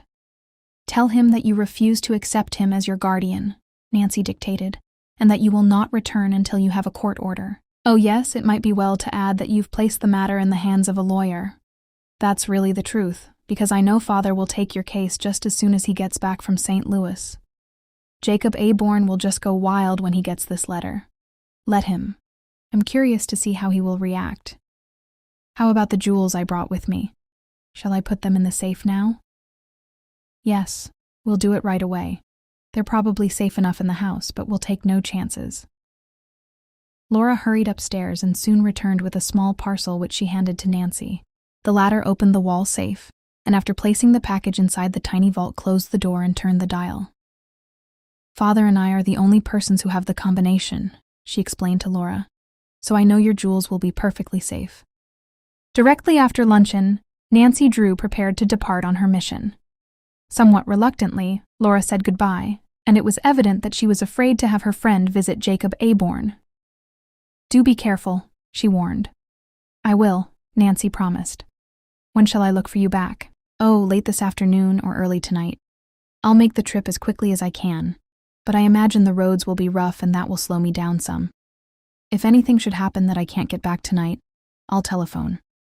I'll worry every minute you're away." "You mustn't do that," Nancy chided her. "Try to enjoy yourself. You'll find a number of interesting books in the library, and if you want anything, just ask Hannah." "I will," Laura returned soberly. "Then I'm off." With a friendly wave of her hand, Nancy Drew guided the roadster down the driveway. After weaving her way through city traffic, she reached the outskirts and took the road to Melrose Lake. Poor Laura, she thought as she drove along. She's so nervous and worn out. I don't wonder when she has so much to bother her. I hope I can help. As Nancy Drew considered Jacob Aborn's strange attitude toward his ward, a troubled look came into her eyes. She could not understand the man's unkindness to Laura, for certainly she was a lovable girl. And was it really true that the Pendleton estate had dwindled to a paltry $15,000? "I intend to find out for myself, if I can," she told herself resolutely. "It strikes me there's something rather peculiar going on at Jacob Aborn's bungalow." Aside from her desire to help Laura, the girl's problem had caught Nancy's interest. She had taken a dislike to Jacob Aborn the first time she had met him, and had sensed his eagerness to get Laura to his bungalow at Melrose Lake.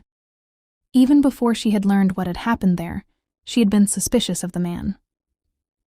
His bad manners and occasional slips of grammar puzzled her a bit. There's something strange about those midnight excursions of his, too, Nancy thought. I wonder what he carries in the bundle Laura was telling me about. In spite of her eagerness to reach the bungalow, Nancy Drew was forced to travel slowly, for although the road was practically dry, it was extremely rough. She jounced about uncomfortably in the seat. After a time, she came to the Melrose Lake detour.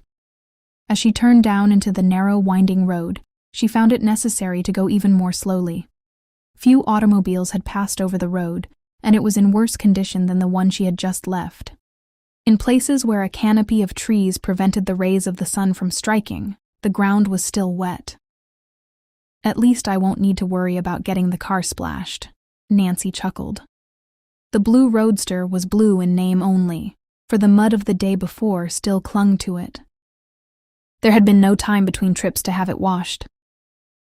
Presently, Nancy approached the spot where the pine tree had fallen, and to her satisfaction she saw that it had been pulled to one side so that the road was no longer obstructed. Now, as she drew near the turnoff which she must take in order to reach the Aborn bungalow, she drove more slowly, lest she inadvertently miss it. Sighting the road, she turned into it. She had gone but a few rods when she chanced to look toward the right. Through the trees, she caught a glimpse of a man walking rapidly away from the road. He carried a small bundle under his arm. "Jacob Aborn," Nancy exclaimed. Impulsively, she switched off the motor of her roadster and sprang to the ground. Chapter 10. The Mysterious Bungalow. Abandoning her automobile, Nancy Drew hurried across the road, and without an instant's hesitation plunged into the thicket where she had just caught a fleeting glimpse of a man she believed to be Jacob Aborn. She had acted upon the impulse of the moment, and had not stopped to consider what might be the outcome of her daring. Fortunately, the man had failed to note the approach of Nancy's roadster, and was unaware that he was being followed. Without turning his head or looking back, he trudged down a path which led deeper into the forest. Although Nancy was unable to see the man's face, she recalled the peculiar stoop of his shoulders and his manner of walking. There was no doubt in her mind as to his identity. Even had he not been carrying a small bundle, she would have been certain that it was Laura's guardian. "I wonder where he's going with that package," she questioned herself. "Here's where I play sleuth and see what I can find out." Following at a safe distance, she managed to keep the man in sight. He walked swiftly through the timber. Once, however, as a stick crackled under Nancy's feet, he turned and looked back. Only by quickly ducking behind a bush did Nancy save herself from detection. Jacob Aborn listened intently for a moment, and then, muttering to himself, continued through the forest. "I'd better be more careful if I don't want to get caught," Nancy warned herself. After that, she trailed Jacob Aborn more cautiously, keeping farther back. Where was the man going? certainly not to his bungalow on the lake, for Laura had told her that was in the opposite direction. Presently Nancy saw him disappear behind a clump of bushes. When she reached the spot, the man had vanished. In vain she looked about in all directions. Jacob Aborn seemed to have disappeared into thin air. "That's strange," she murmured. "I'm sure he came this way." It occurred to her that possibly the man had become aware that he was being followed and had hidden in the bushes to watch. The thought made Nancy uneasy, for she realized that unwittingly she might walk into a trap. While she was not exactly afraid of Jacob Aborn, she had no desire to have him learn that she was spying upon him. Alert for possible danger, she moved forward with the utmost caution. She paused frequently to listen, but there was no sound in the bushes. What had become of Jacob Aborn? With great caution, the girl moved from one bush to another. She looked at all the trees in the vicinity, but not one of them hid the form of the man. Gracious. It looks as if he'd been swallowed alive, thought the girl. She examined the ground, almost expecting that there would be some cave or secret tunnel in that vicinity, but the ground was firm and in many places very rocky. Not knowing what to think of the strange disappearance, she went forward slowly and cautiously, following the general direction the man had previously taken.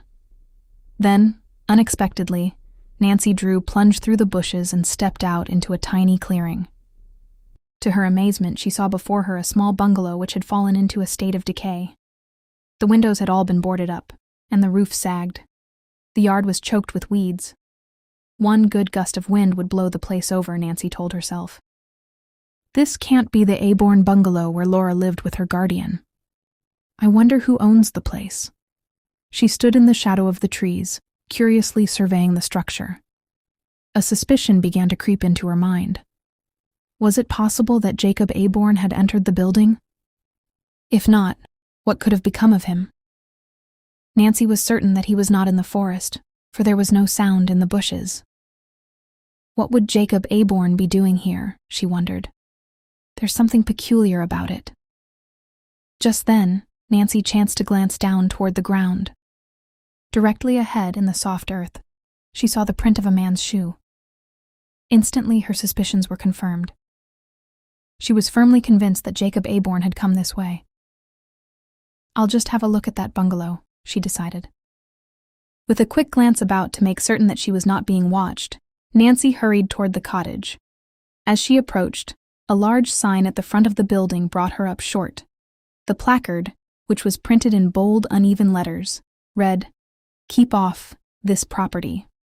Nancy studied the warning a trifle uncertainly, and then shrugged her shoulders. I'm not afraid. It will take more than a sign to scare me away. The bungalow appeared deserted, but Nancy suspected that Jacob Aborn was somewhere in the vicinity, for otherwise she could not account for his sudden disappearance. She must keep a sharp watch for danger, she told herself. It would not do to be caught spying. Laura had warned her that her guardian was a dangerous man when aroused. Tiptoeing across the front porch, Nancy quietly tried the door. It was locked. Undaunted, she proceeded to the rear door and found that it was likewise securely fastened. Although disappointed, she was unwilling to give up. Making a complete circuit of the bungalow, she saw a window from which several boards had fallen. Returning to the rear of the building, she found a small box and dragged it to a position directly beneath the window. By standing upon it, she would be able to peer into the bungalow. With a last cautious glance in all directions, to assure herself that her actions had not been observed, Nancy Drew mounted the box. Pressing her face against the glass, she gazed inside.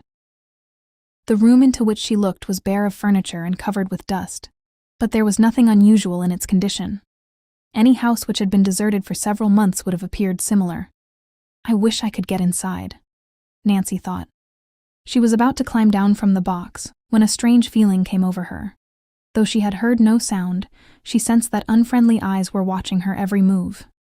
Before she could turn around and look over her shoulder, a coarse, angry voice barked into her ear. "What are you doing here?" In surprise and fright, Nancy Drew nearly fell from the box. She wheeled and faced Jacob Aborn. Chapter 11. Ordered away. "What are you doing here?" Jacob Aborn repeated harshly. His eyes burned with rage, and for an instant, Nancy Drew believed that he intended to strike her. With as much dignity as she could command, she stepped down from the box and regarded him coldly. "Why, just at the moment, as you probably observed, I happened to be looking in at the window," she said easily. Although outwardly calm, Nancy was doing some rapid thinking. She realized that she had placed herself in an awkward position and must keep her wits about her. As she answered Jacob Aborn, her tone of voice infuriated him more than ever.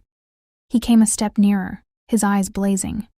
"What right have you to be looking into other people's houses?" "I was merely curious," Nancy replied. "I didn't know the bungalow was inhabited."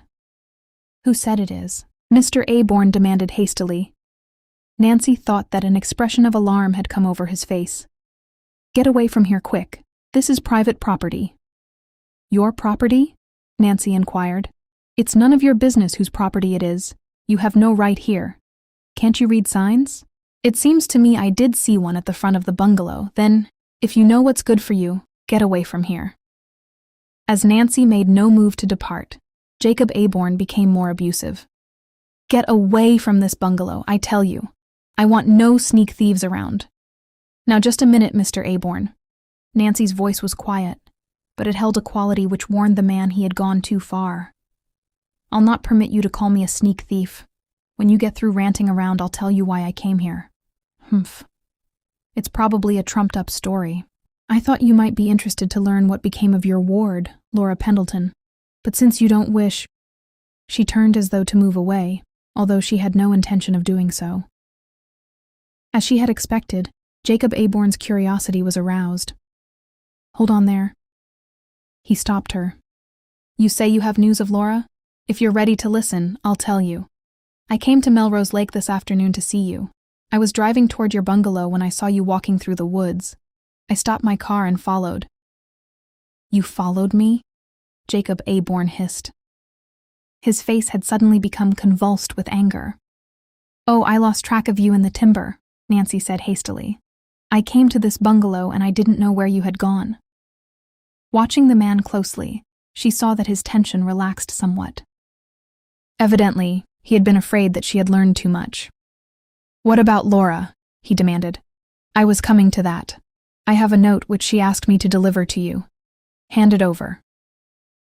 Nancy fumbled in her pocketbook, and at last produced the letter which she and Laura had composed. Jacob Aborn snatched it from her hand and eagerly ripped open the envelope. As he read the message, Nancy Drew watched him closely. Now that he was no longer attempting to mask his emotions, she observed that his face was hard and cruel. No wonder Laura hated him. As Nancy studied the man, she noticed with a start that his bundle was gone. What had become of it? He had been carrying it only a few minutes before. She wondered where he could have hidden it so quickly. The message did not add to Jacob Aborn's good humor. As he scanned the letter, an expression of bitter hatred settled over his face and his eyes narrowed to mere slits. "So Laura's turned her case over to a lawyer, has she?" he snarled. "A lot of good it will do her." He wheeled upon Nancy. "Tell me where she is." "I can't tell you that. You know where she is, all right. Perhaps I do, and perhaps I don't." "You induced her to run away," the man snarled. "I did not. Laura ran away of her own accord.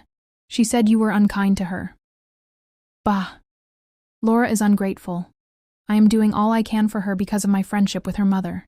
This is the way she repays me." Nancy made no response, and Jacob Aborn continued angrily. "That's what I get for taking in a poverty-stricken orphan. You say she told you I didn't treat her kindly?" "Yes, she did. She told you a lie. I've treated her like my own child. I've given her everything. Now, I'll tell you something about that ward of mine." A crafty light came into Jacob Aborn's eyes. "At times, she's a wee bit unbalanced. Thinks folks don't treat her right." "Indeed?" "Yes, Laura's mighty queer. It's for her own good that I must get her back. She needs the care of someone who loves her. Now you're her friend and want to help her. You can do it if you will. How? By telling me where she is." Nancy laughed shortly. "I'll not tell you a thing. I can see through your little scheme. You want to get your hands on Laura's money. Money, the man cried scornfully. If it wasn't for me, Laura wouldn't have a cent. The estate has dwindled to almost nothing. It's only out of the kindness of my heart that I took her in. How much did the estate amount to? Nancy questioned shrewdly. I can't say offhand, but there's nothing left now. Laura is a pauper, and what's more, she's a thief. A thief. Yes, that's what I said. When she left here, she took some valuable jewels with her. They belong to me, and I want them back. For an instant, Nancy Drew was aghast. However, she had faith in Laura and believed in her honesty. She was a keen judge of character, and a look into Jacob Aborn's face convinced her that he was lying. How dare you say anything like that about Laura? She cried angrily. It's the truth. By refusing to tell where she is, you're harboring a criminal. Laura? A criminal? It's ridiculous. Laura is my ward. I have a legal right to her. Will you tell me where she is? I gave you my answer once. I will not. Oh, you won't, eh? Well, I'll find her all right. And when I do, I'll turn the police on her. Now get away from here. As Nancy hesitated, uncertain what to do, Jacob Aborn picked up a stick from the ground and started toward her menacingly. Move, he ordered harshly. Nancy Drew backed away, for she saw that he intended to harm her if she continued to defy him. Turning, she ran swiftly toward the timber. Hi, come back here, exclaimed Jacob Aborn. Come back. I want to talk to you. Nancy paused in her flight. What do you want now? Perhaps we can come to terms. What kind of terms? I might make it worth your while to tell me all about Laura, said the man ingratiatingly. Oh, indeed. If that's the sort of person you are, Mr. Aborn, you'll get nothing out of me, returned Nancy indignantly. Then you clear out, and clear out quick, roared the irate man, and took several steps toward her, flourishing his stick menacingly. You dare touch me and you'll wish you hadn't, returned Nancy defiantly. Yet she thought that prudence would be the better part of valor, and so she kept on toward the timber and was soon out of sight of the man who kept gazing after her in a manner that showed his evil disposition. Chapter 12. Nancy bides her time. Not until she had reached the blue roadster which stood waiting at the edge of the forest did Nancy Drew pause in her flight. As she climbed into the automobile, she cast a glance over her shoulder and was relieved to see that Jacob Aborn had not followed her. I believe that man intended to strike me, she thought grimly. He became positively vicious when I refused to tell him where Laura is. It's plain that he intends to get her back if he can, and it's up to me to prevent it. I'm not sure what his game is, but I intend to find it out. Nancy started the motor, and after backing around in the narrow road, drove slowly toward the main highway. She felt that she had made a number of important discoveries concerning Laura's queer guardian, but just how she could utilize the information she did not know. She was inclined to believe that there was something rather mysterious about the deserted bungalow in the woods. What was Jacob Aborn doing in the vicinity, and why had he been so afraid that she would investigate the place? He's up to mischief, that's certain, she told herself, and it bodes no good for Laura Pendleton. Not for a minute did Nancy Drew believe the charges Jacob Aborn had made against his ward. She was convinced that he had made them in order to induce her to tell him where Laura had gone. I don't know what to do, she thought. I don't want to leave Melrose Lake until I have learned something that will help Laura. Unless I do, that man may find out she is staying with me and force her to return. I suppose he would have a legal right to do that. As Nancy drove slowly along the road, she turned the perplexing problem over in her mind. At last, an idea came to her. Why didn't I think of it before? I'll go to one of the hotels on the lake and engage a room. Then after it gets dark, I'll do a little investigating. Nancy recalled that Laura had told her there were several nice hotels a few miles farther on, and at once she determined to stop at the first one she came to. Presently she approached the Beach Cliff Hotel, and as it appeared satisfactory, she registered and engaged a comfortable room overlooking the lake. I must telephone home, Nancy decided. If I don't, Laura will be worried to death. Accordingly, she placed a long-distance call to River Heights, and after a short wait heard Hannah's voice at the other end of the wire. In response to her request, Laura was called to the telephone. Nancy explained quickly where she was and that she intended to investigate Jacob Aborn's cottage as soon as it grew dark. There was a pause, and then Laura's anxious voice reached her. "Oh, Nancy, I'm afraid to have you try that. I'm sure I've struck a clue, Laura, and it would be foolish of me to come home without investigating. Do be careful." "I will," Nancy promised. "Has Father come back from St. Louis yet?" "No, he hasn't returned." Nancy was disappointed, for she had wished to ask his advice. "Then I guess that's all," she told Laura. "When will you get back to River Heights?" "I don't know, Laura. It all depends on what I discover. If I don't telephone again within 24 hours, send the police to Jacob Aborn's bungalow looking for me." Just then, the telephone operator warned Nancy that her time was up, and she hastily hung up the receiver. Glancing at her watch, she saw that it was 5 o'clock. At least 3 hours to wait, Nancy sighed. She sank down in a comfortable chair and attempted to read a magazine, but soon gave it up. She realized that the adventure before her was apt to prove a dangerous one. Although unafraid, she was somewhat nervous and waited impatiently for nightfall. "I wish I had brought Dad's revolver," she thought. "I may need it before I get through." It was Nancy's plan to visit Jacob Aborn's residence on the lake, and, if she had sufficient time, the deserted bungalow she had accidentally noticed in the forest. She did not know what she expected to discover. She knew only that she was playing a hunch, and that frequently her swift impressions were correct. At 6 o'clock she went downstairs for dinner. As she sat alone at a small table in one corner of the room, many diners regarded her with interest. For Nancy Drew was an unusually attractive girl, and the prospect of a daring adventure had brought a becoming flush to her cheeks. Upon leaving the dining room, she loitered about the veranda for a few minutes, watching the dancers, gazing at the lake, and enjoying the music of the orchestra. But she soon went to her own room.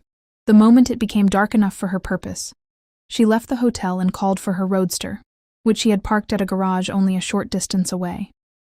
Eagerly, she set off toward Jacob Aborn's bungalow. Laura had told her how to reach the house.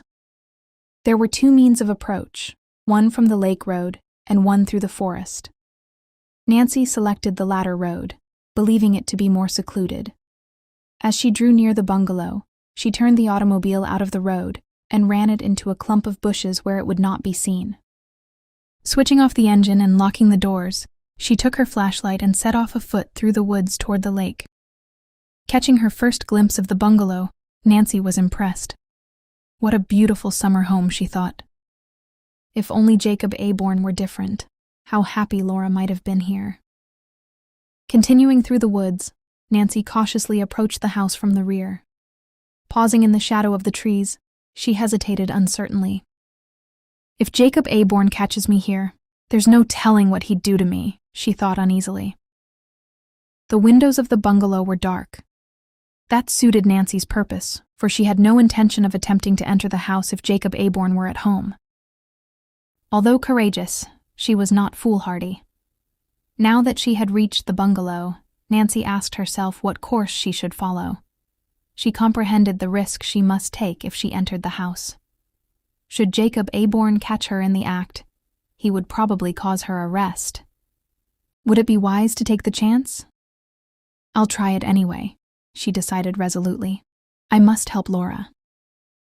With a quick glance about to make sure that there was no one in the vicinity to observe her actions, she darted across the clearing and came to the side door.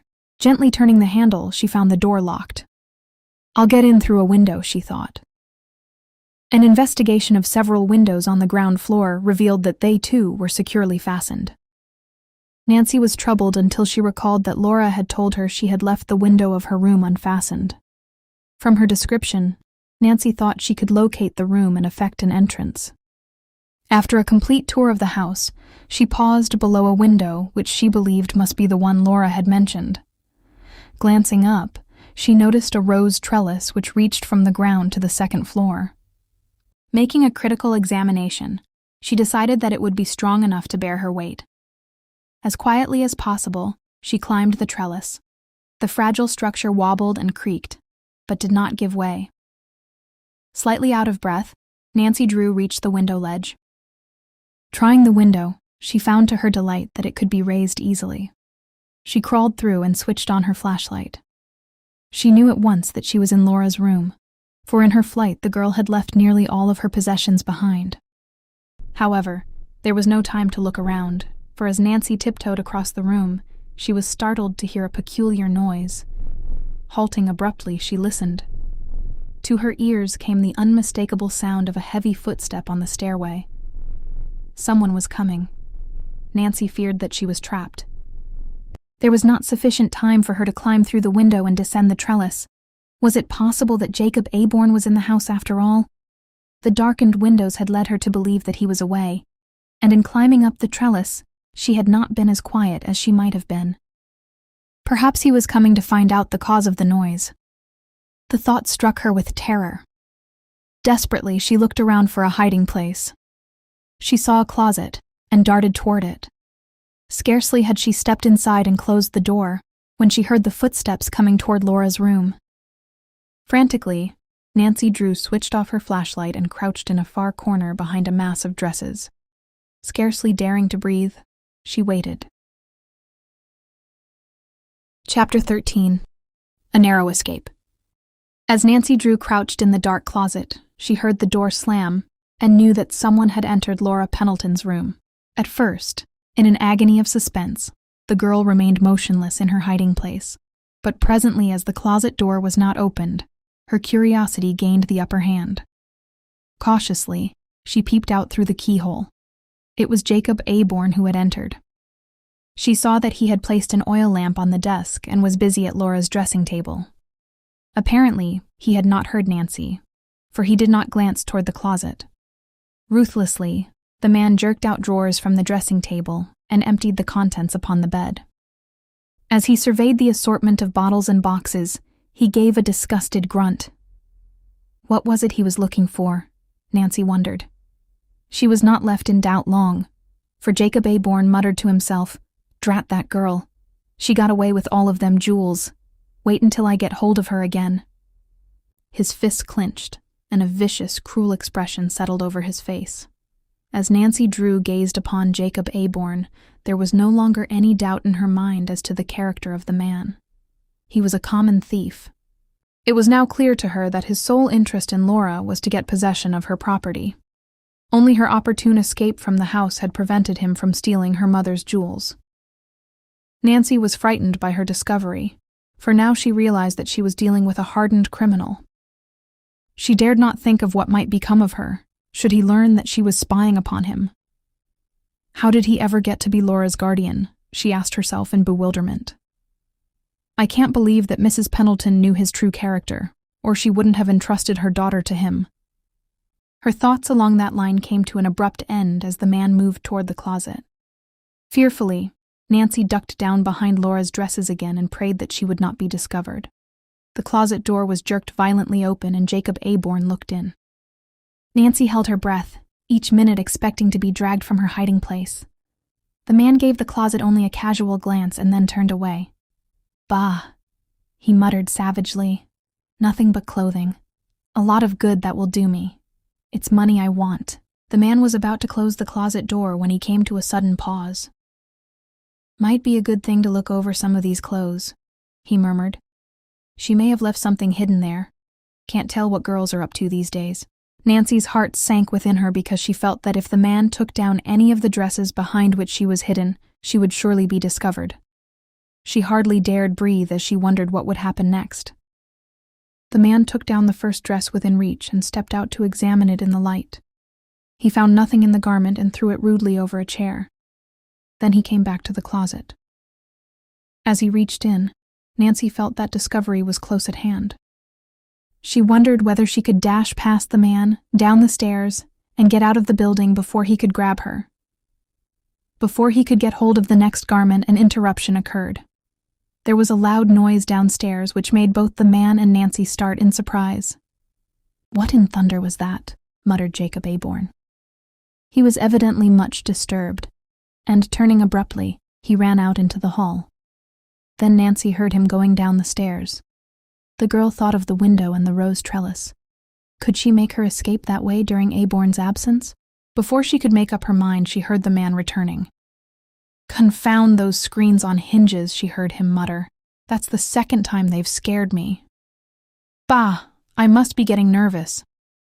The trip downstairs had evidently put Jacob Aborn in a worse humor than ever. He walked to the closet and surveyed the remaining dresses in disgust. "Guess I won't bother with them," the girl heard him remark. Slamming the door, he turned and walked over to the desk. As Nancy again peered out through the keyhole, she felt a trifle weak from the fright she had experienced. That was a narrow escape, she told herself. I thought the jig was up. Unaware that he was being watched, Jacob Aborn began pawing over the papers which were in the desk. Picking up a package of letters, he scanned them hastily and contemptuously tossed them upon the floor. It was with difficulty that Nancy controlled her anger as she saw the man read Laura's private correspondence. She longed to fly out at him and accuse him face to face. However, she was far too wise to allow herself to be governed by a mad impulse. She must bide her time. After a few minutes, her limbs became cramped, and she shifted her position. To her horror, a board creaked underfoot. Nancy felt that all was lost as she again ducked behind the dresses. Jacob Aborn heard the noise and wheeled about. He walked toward the closet. Halfway across the room, he paused and laughed shortly. "Couldn't have been anything," he muttered. "Just looked in that closet not more than a minute ago." Without troubling himself to pick up the articles he had scattered over the floor, the man took the lamp and left the room. In relief, Nancy Drew stepped from her hiding place. "I suppose I'd better skip while I can," she advised herself. She tiptoed across the room to the window, but did not open it. Instead, she stood lost in deep thought. Although Nancy realized full well the danger of remaining longer in the house, she had the instincts of a detective. So long as there was a chance that she might learn more by waiting, she hesitated to leave. She could hear Jacob Aborn descending the stairs to the first floor. "I'll not leave yet," she decided firmly. Softly opening the door, she crept down the carpeted hall. After listening a minute, she quietly slipped down the stairway, taking care not to step in the middle of the boards, lest they squeak and betray her presence. Reaching the living room, she paused to listen. She could hear Jacob Aborn moving about in the kitchen. Overcome by curiosity, she tiptoed to the door. If only some errand would take him outside, she thought hopefully. Her wish was gratified, for presently the man picked up a water bucket and left the house. Taking advantage of the opportunity, Nancy darted into the kitchen and hid in the broom closet. She marveled at her own bravery, for she knew that she was taking a great risk. Nevertheless, she was determined to discover what Jacob Aborn was about. In a few minutes, the man returned with the bucket of water. To Nancy's disappointment, he picked up a basket of groceries on the table and began to prepare his supper. The air in the closet became unpleasantly warm and close, and she began to regret that she had sought the hiding place. However, her interest quickened as she saw Laura's guardian wrap up a number of sandwiches, an orange, and an apple in a newspaper. "There, that's ready for tomorrow," she heard him mutter. Placing the bundle on the kitchen table, the man sat down and began to eat his supper. In fascination, Nancy stared at the bundle on the table. What could it mean? She recalled that Laura had told her she had frequently seen her guardian leave the house with a small package. Did Jacob Aborn always carry food in the bundle? If so, what became of it? Nancy Drew was puzzled, and the more she tried to think of an explanation, the more bewildered she became. Certainly she had stumbled upon a mystery. That man was carrying a bundle today when I saw him walking through the forest, she reasoned. Then when he caught me looking through the window of the deserted bungalow, the bundle was gone. I believe it will be worth my while to have another look at that bungalow. Now that she had stumbled upon what she considered a valuable clue, Nancy Drew was eager to get away from the house. But so long as Jacob Aborn remained in the kitchen, she was held a prisoner. Impatiently, she watched him eat his supper, and it seemed to her that he would never get through. Even after he had finished, he leaned back in his chair and studied the floor meditatively. The expression upon his face was not pleasant to behold. "I'll venture he's cooking up some dirty scheme," Nancy told herself. At last, the man pushed back his chair and picked up the oil lamp. "May as well get busy," he grunted. "I've got a big night before me." Leaving the bundle upon the table, he turned and left the kitchen. A few minutes later, Nancy heard him trudging heavily up the staircase. "Now what shall I do?" she asked herself in perplexity as she came out of the closet. Escape was a simple matter, for the kitchen door had been left unlocked. However, Nancy was not altogether certain that she wished to leave the house so soon. Jacob Aborn's last statement held her interest. What did he mean by a big night before him? Was he planning more mischief? Nancy drew, determined to wait and find out. Chapter 14.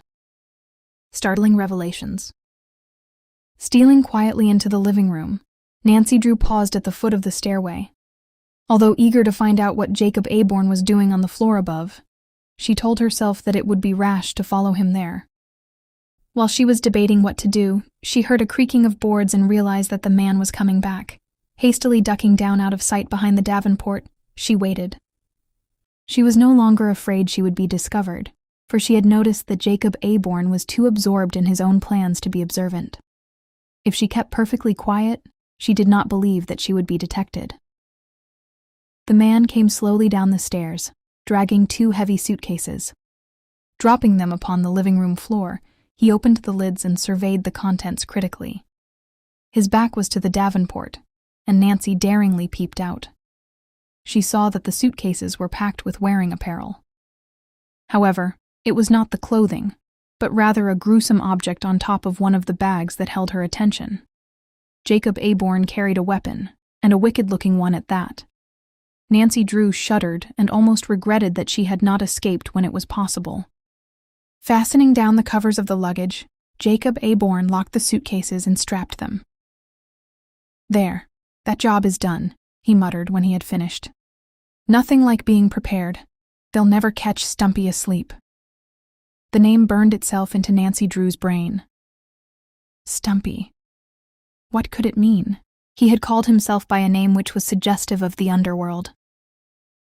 As Nancy stared at him, she became convinced that he was a professional crook. Laura was indeed under the control of a dangerous guardian. Her reflections were cut short when Jacob Aborn placed the suitcases against the wall and turned toward a small safe in one corner of the room. In amazement, Nancy watched him work at the dial.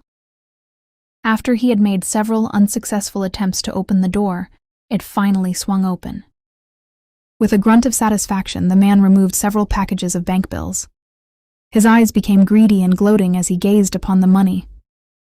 Nancy had no way of telling the denomination of the bills, but she felt certain that Jacob Aborn held a small fortune in his hands. Where had he secured the money, and what did he mean to do with it?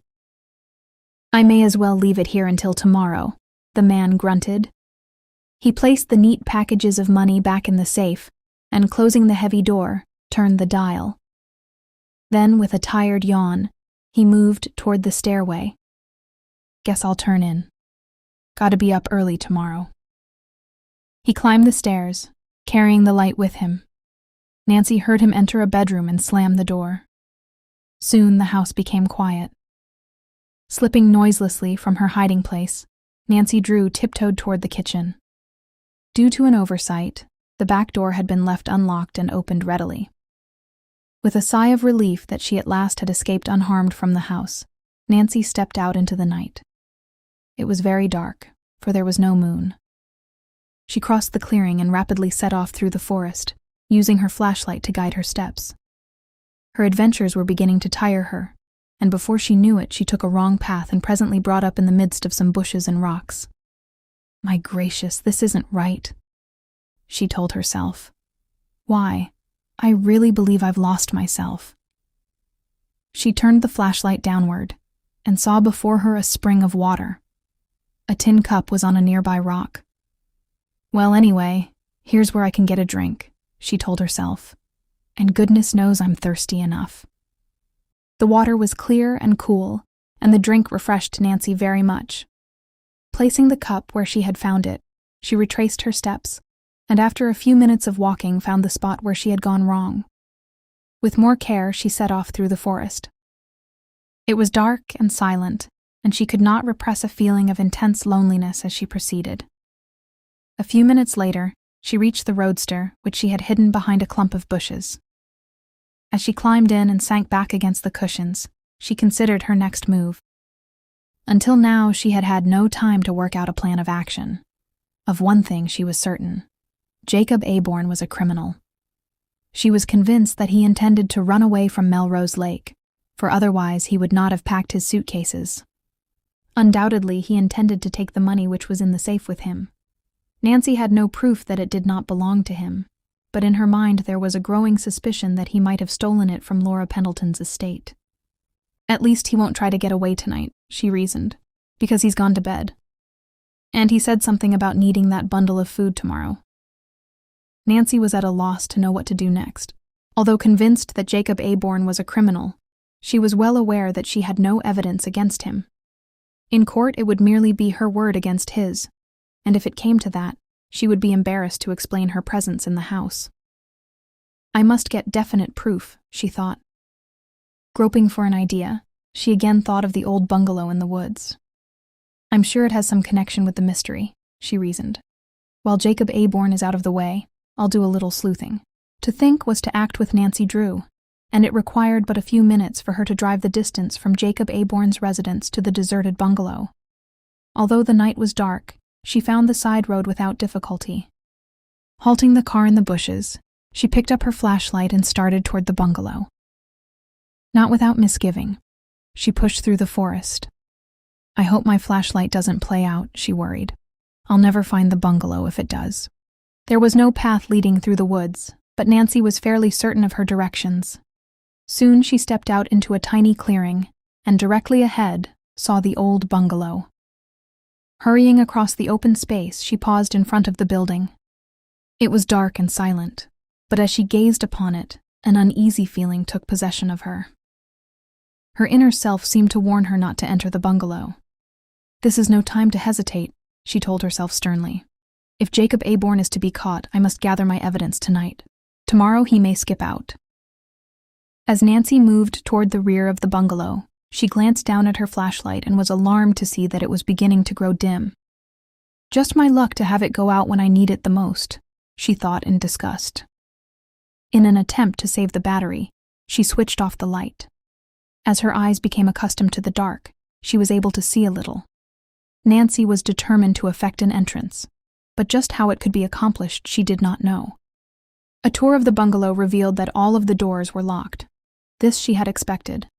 The boards had fallen from one of the windows, the one through which she had peered that afternoon when surprised by Laura's guardian. However, the window was high above her head, and even if she stood on a box, she doubted that she could raise herself to the ledge. Undaunted, she examined the other windows, and on the south side of the bungalow found one which opened from a porch. It was boarded up, and her efforts to dislodge the barrier were futile. Resistance only whetted Nancy Drew's desire to enter the bungalow, and at once she began searching the yard for something with which to pry. After an unsuccessful hunt, she was forced to switch on her flashlight for a few minutes, until she found a stout stick which would serve her purpose. Wedging it in between the boards, she pried with all her might. For a moment, the first board offered stubborn resistance, and then, with a groan and a squeak, gave way. The remaining boards were removed with less difficulty. To Nancy's joy, the window was unlocked. Pushing it up, she peered into the living room. It was dark, and she could see nothing. Well, here's for it, she decided fatalistically. Halfway through the window, she hesitated without knowing just why she did it. Nervously, she glanced back over her shoulder. A queer sensation passed over her, leaving her a trifle frightened. She felt exactly as though someone were following her. How silly, she scolded herself. Nevertheless, she turned searching eyes toward the forest. So far as she could see, there was no one in sight. Nancy listened intently, but all that she heard was the whispering of the wind in the maple trees. Nerves, she decided firmly. Jacob Aborn won't bother me tonight. He's probably asleep at this minute.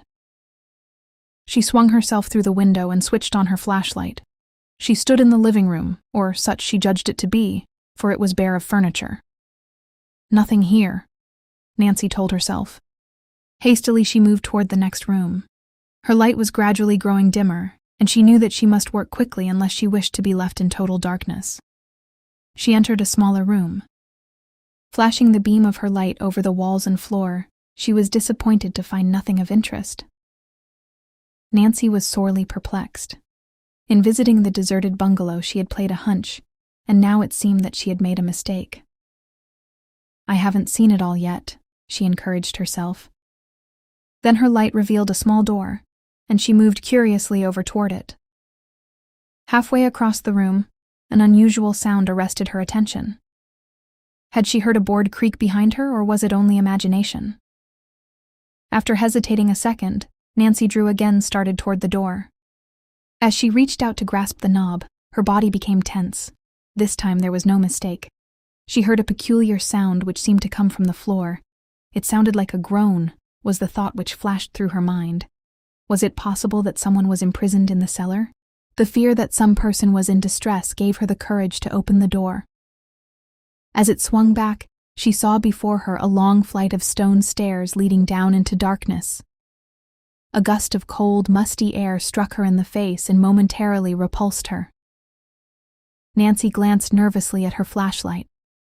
She told herself that the battery could not last much longer.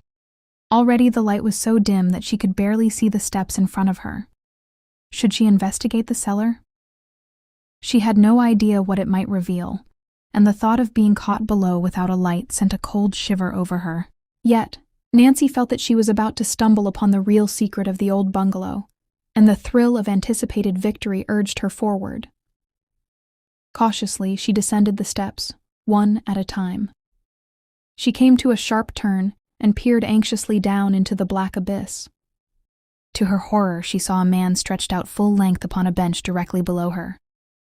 His face was turned upward, and Nancy caught a full glimpse of the countenance. It was Jacob Aborn. Chapter 15. A familiar face. For an instant, Nancy Drew was spellbound. Her eyes dilated with fear. She stood like a stone image, gazing down into the face of Jacob Aborn. How had the rascal reached the bungalow ahead of her? What was he doing in the cellar? A dozen questions flashed through her mind, but the one which troubled her the most was whether or not the man had seen her.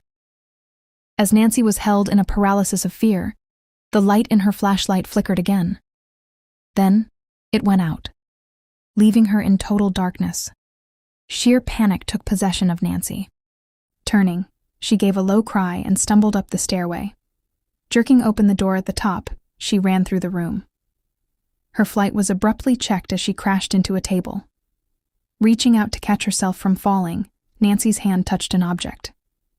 Eagerly, she felt of it and discovered that it was a lantern. Snatching it up, she stumbled on. Coming to a door, she pulled it open.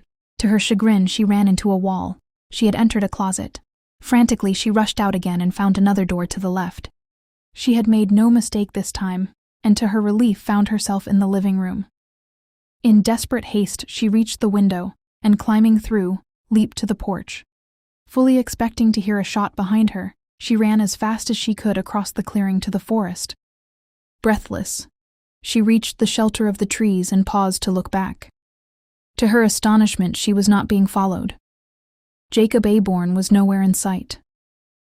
The old bungalow appeared as deserted and silent as before. "That's queer," she told herself. "Perhaps he didn't see me after all." A moment's serious consideration convinced her that this reasoning was not logical, for she had made a great deal of noise clattering up the steps. It was inconceivable that he had not heard her when she stumbled into the table, nearly overturning it. "I don't believe I imagined it," she thought in perplexity. "I'm sure it was Jacob Aborn I saw in that cellar. But how did he get here ahead of me?" She gravely reflected for a minute. Laura's guardian had retired to his bedroom before she had slipped from the house. Presumably, she had left him sound asleep. How could he have dressed and reached the bungalow so quickly?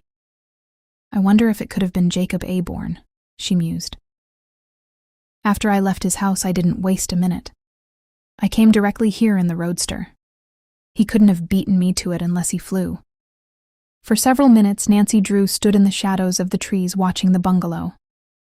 After considerable time had elapsed and still no one appeared, she began to grow curious as well as impatient. "I know there was someone in that cellar," she assured herself, "and I'd like to find out who it is. If I only had a light, I'd be tempted to go back." As the daring thought occurred to her, she glanced down and noticed that she was still clutching the lantern, which she had snatched from the table as she ran. She had picked it up purely on impulse, without thinking that she might use it later. Now she decided that it would serve a useful purpose. There was only one drawback: it was not lighted. "A lot of good it will do me without a match," she murmured in disgust. As she stood staring gloomily at the lantern, she feared that she must admit defeat. Brave as she was, she hesitated to return to the bungalow without a light to guide her. If only she had brought an extra flashlight battery with her, or her father's revolver. "I wouldn't be afraid if I had some way to protect myself," she told herself, "or if I could see where I was going." As she stood gazing moodily at the old, deserted house, a thought came to her. Eagerly, she began to search through her pockets. To her delight, after thrusting her hand into the last pocket, she brought out a small box of matches. She had used the matches while in camp at Moon Lake, keeping them in a waterproof container for an emergency. She had carelessly left them in her dress pocket, and upon returning home had forgotten all about them. For once, her negligence had been to her advantage. Hastily opening the box, she found several matches left. Examining the lantern, she was encouraged to discover that it was nearly full of oil. Striking a match upon a stone, she applied it to the wick. Before the wick ignited, a mischievous gust of wind extinguished the flame. Nancy tried again, and to her disgust, the second match met a similar fate. In alarm, she felt in the box. There was only one match left. If she failed in her next attempt, she would be without a light. Stepping back into the forest so that the wind would not strike her, she hopefully struck the last match. As the flame spurted up, she applied it to the lantern and was gratified to see it ignite the wick. "I'd better cover the lantern while I cross the clearing," she advised herself. "I don't want to make myself a gun target." Stripping off her sweater, she wrapped it around the lantern and then set off toward the bungalow. As she stole cautiously forward, she frequently paused to listen. No unusual sound disturbed the tranquility of the night. The old bungalow was as quiet as a tomb. The queer place looked unusually queer at this hour of the night, and it was no wonder that Nancy paused as she gazed upon it. "There's some terrible mystery here. I'm sure of it," she breathed to herself. "I've got to be careful. I don't want to be caught napping." The girl looked around her in all directions. No one was in sight and not a sound disturbed the silence. For one brief instant, as she drew closer to the building, Nancy had an inclination to turn and flee. Then she braced herself. "I won't do it," she told herself. "I came here to find out what all this means, and I'm going to do it. Nancy Drew, don't be a goose. This isn't half as bad as things were at the Turnbull mansion. And remember what you went through with to get the old clock."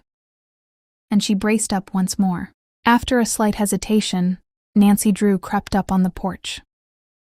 For the second time that evening, she experienced an uneasy sensation.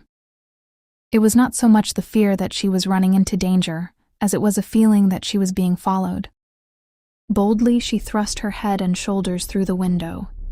Nothing but an oppressive silence greeted her. "Have I been dreaming?" Nancy thought in perplexity. "Is it possible there's no one in the bungalow after all?"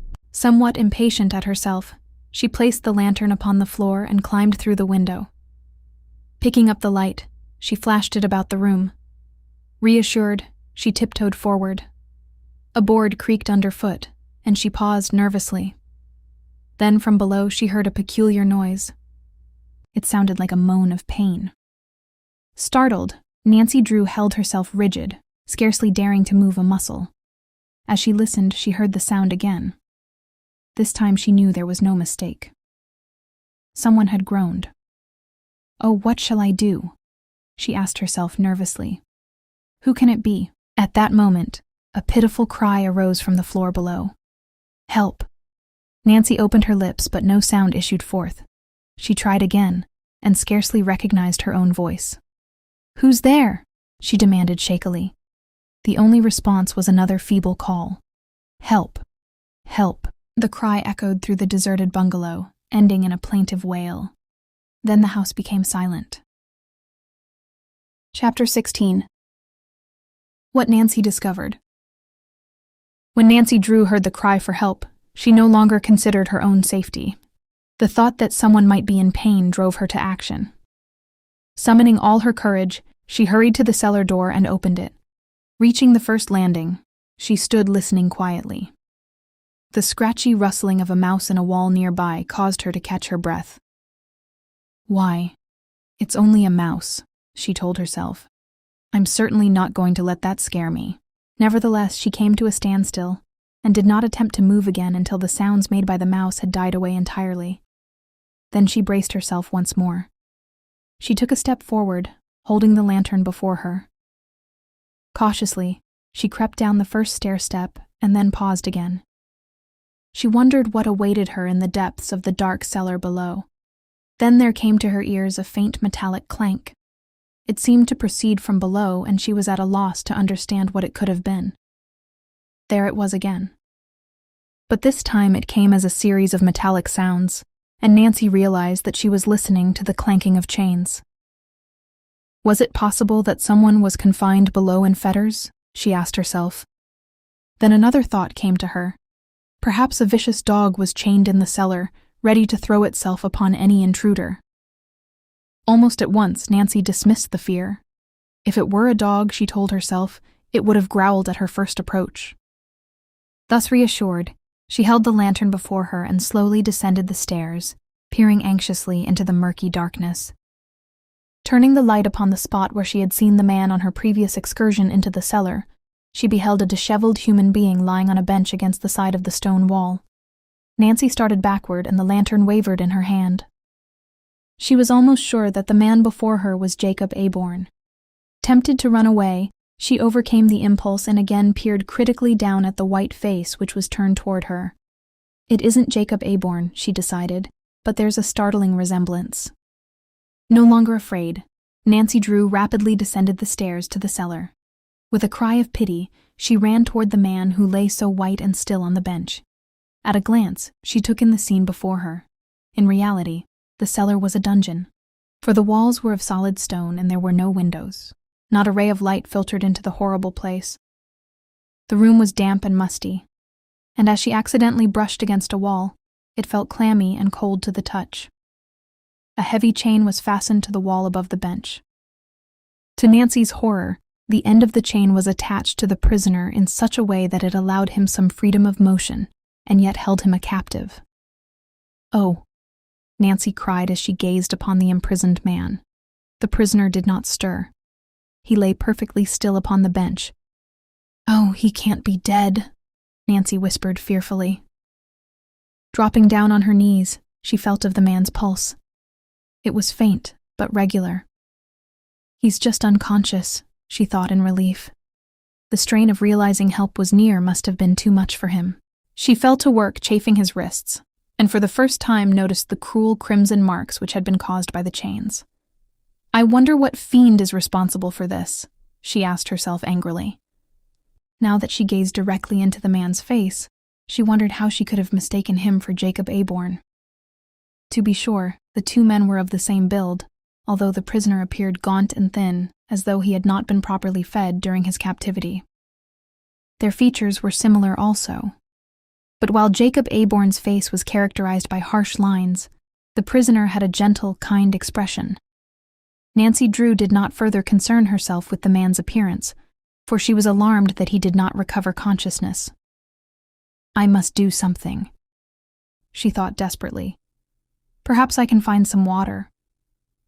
Catching up the lantern, she mounted the stairs 2 at a time. Reaching the kitchen, she was overjoyed to see a pump at the sink. After a search through the cupboards, she at last found a leaky tin vessel which would serve her purpose. Quickly filling it, she rushed back to the cellar. Wetting her handkerchief, she applied it gently to the prisoner's forehead. When he did not revive, she sprinkled a little of the water on his face. The man stirred slightly and moaned. Encouraged, Nancy again soaked her handkerchief and applied it to his head. She saw that he was regaining consciousness. Then the prisoner's body twitched violently, and his eyes fluttered open. "Help," he called feebly. Nancy saw that the man was delirious. "Help has come," she said gently. "Don't try to struggle. You are in the hands of a friend." "Friend?"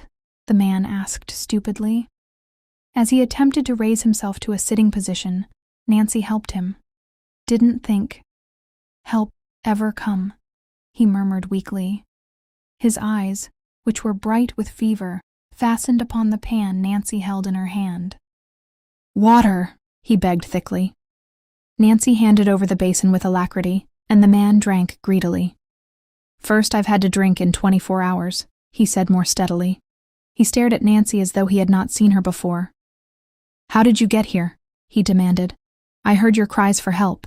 "Oh yes, I remember now. I heard someone coming and I called out. That was the last I remembered." "Who are you?" Nancy questioned. "Why are you in chains?" A bitter expression passed over the prisoner's face. "I am here through the trickery of Stumpy Dowd, a notorious criminal." "And your name?" Nancy gasped. "Jacob Aborn." "Jacob Aborn?" she echoed. Then, "That rascal, Stumpy Dowd, is impersonating me," Jacob Aborn finished for her. "I don't understand. I don't wonder at that, Miss—" He groped for a name. "Drew," Nancy supplied. "I'm only beginning to comprehend the trick that was played on me by that scamp. And poor Laura. Heaven knows where she is at this moment. She's safe. I left her at my home in River Heights. I'm thankful for that.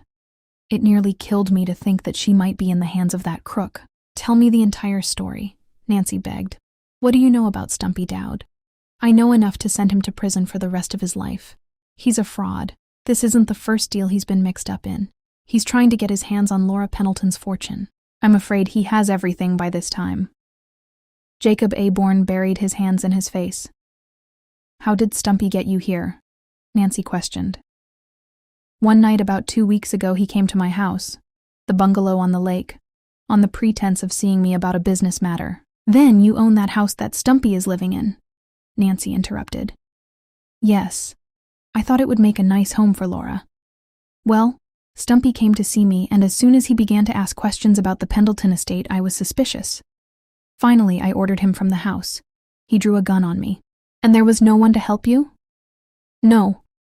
I had intended to leave for Moon Lake the following day and had given the servants a vacation. I was alone in the house. I put up a fight, but when I was semi-conscious from a blow on the head, that scoundrel forced me into this deserted bungalow." "You haven't been here for 2 weeks?"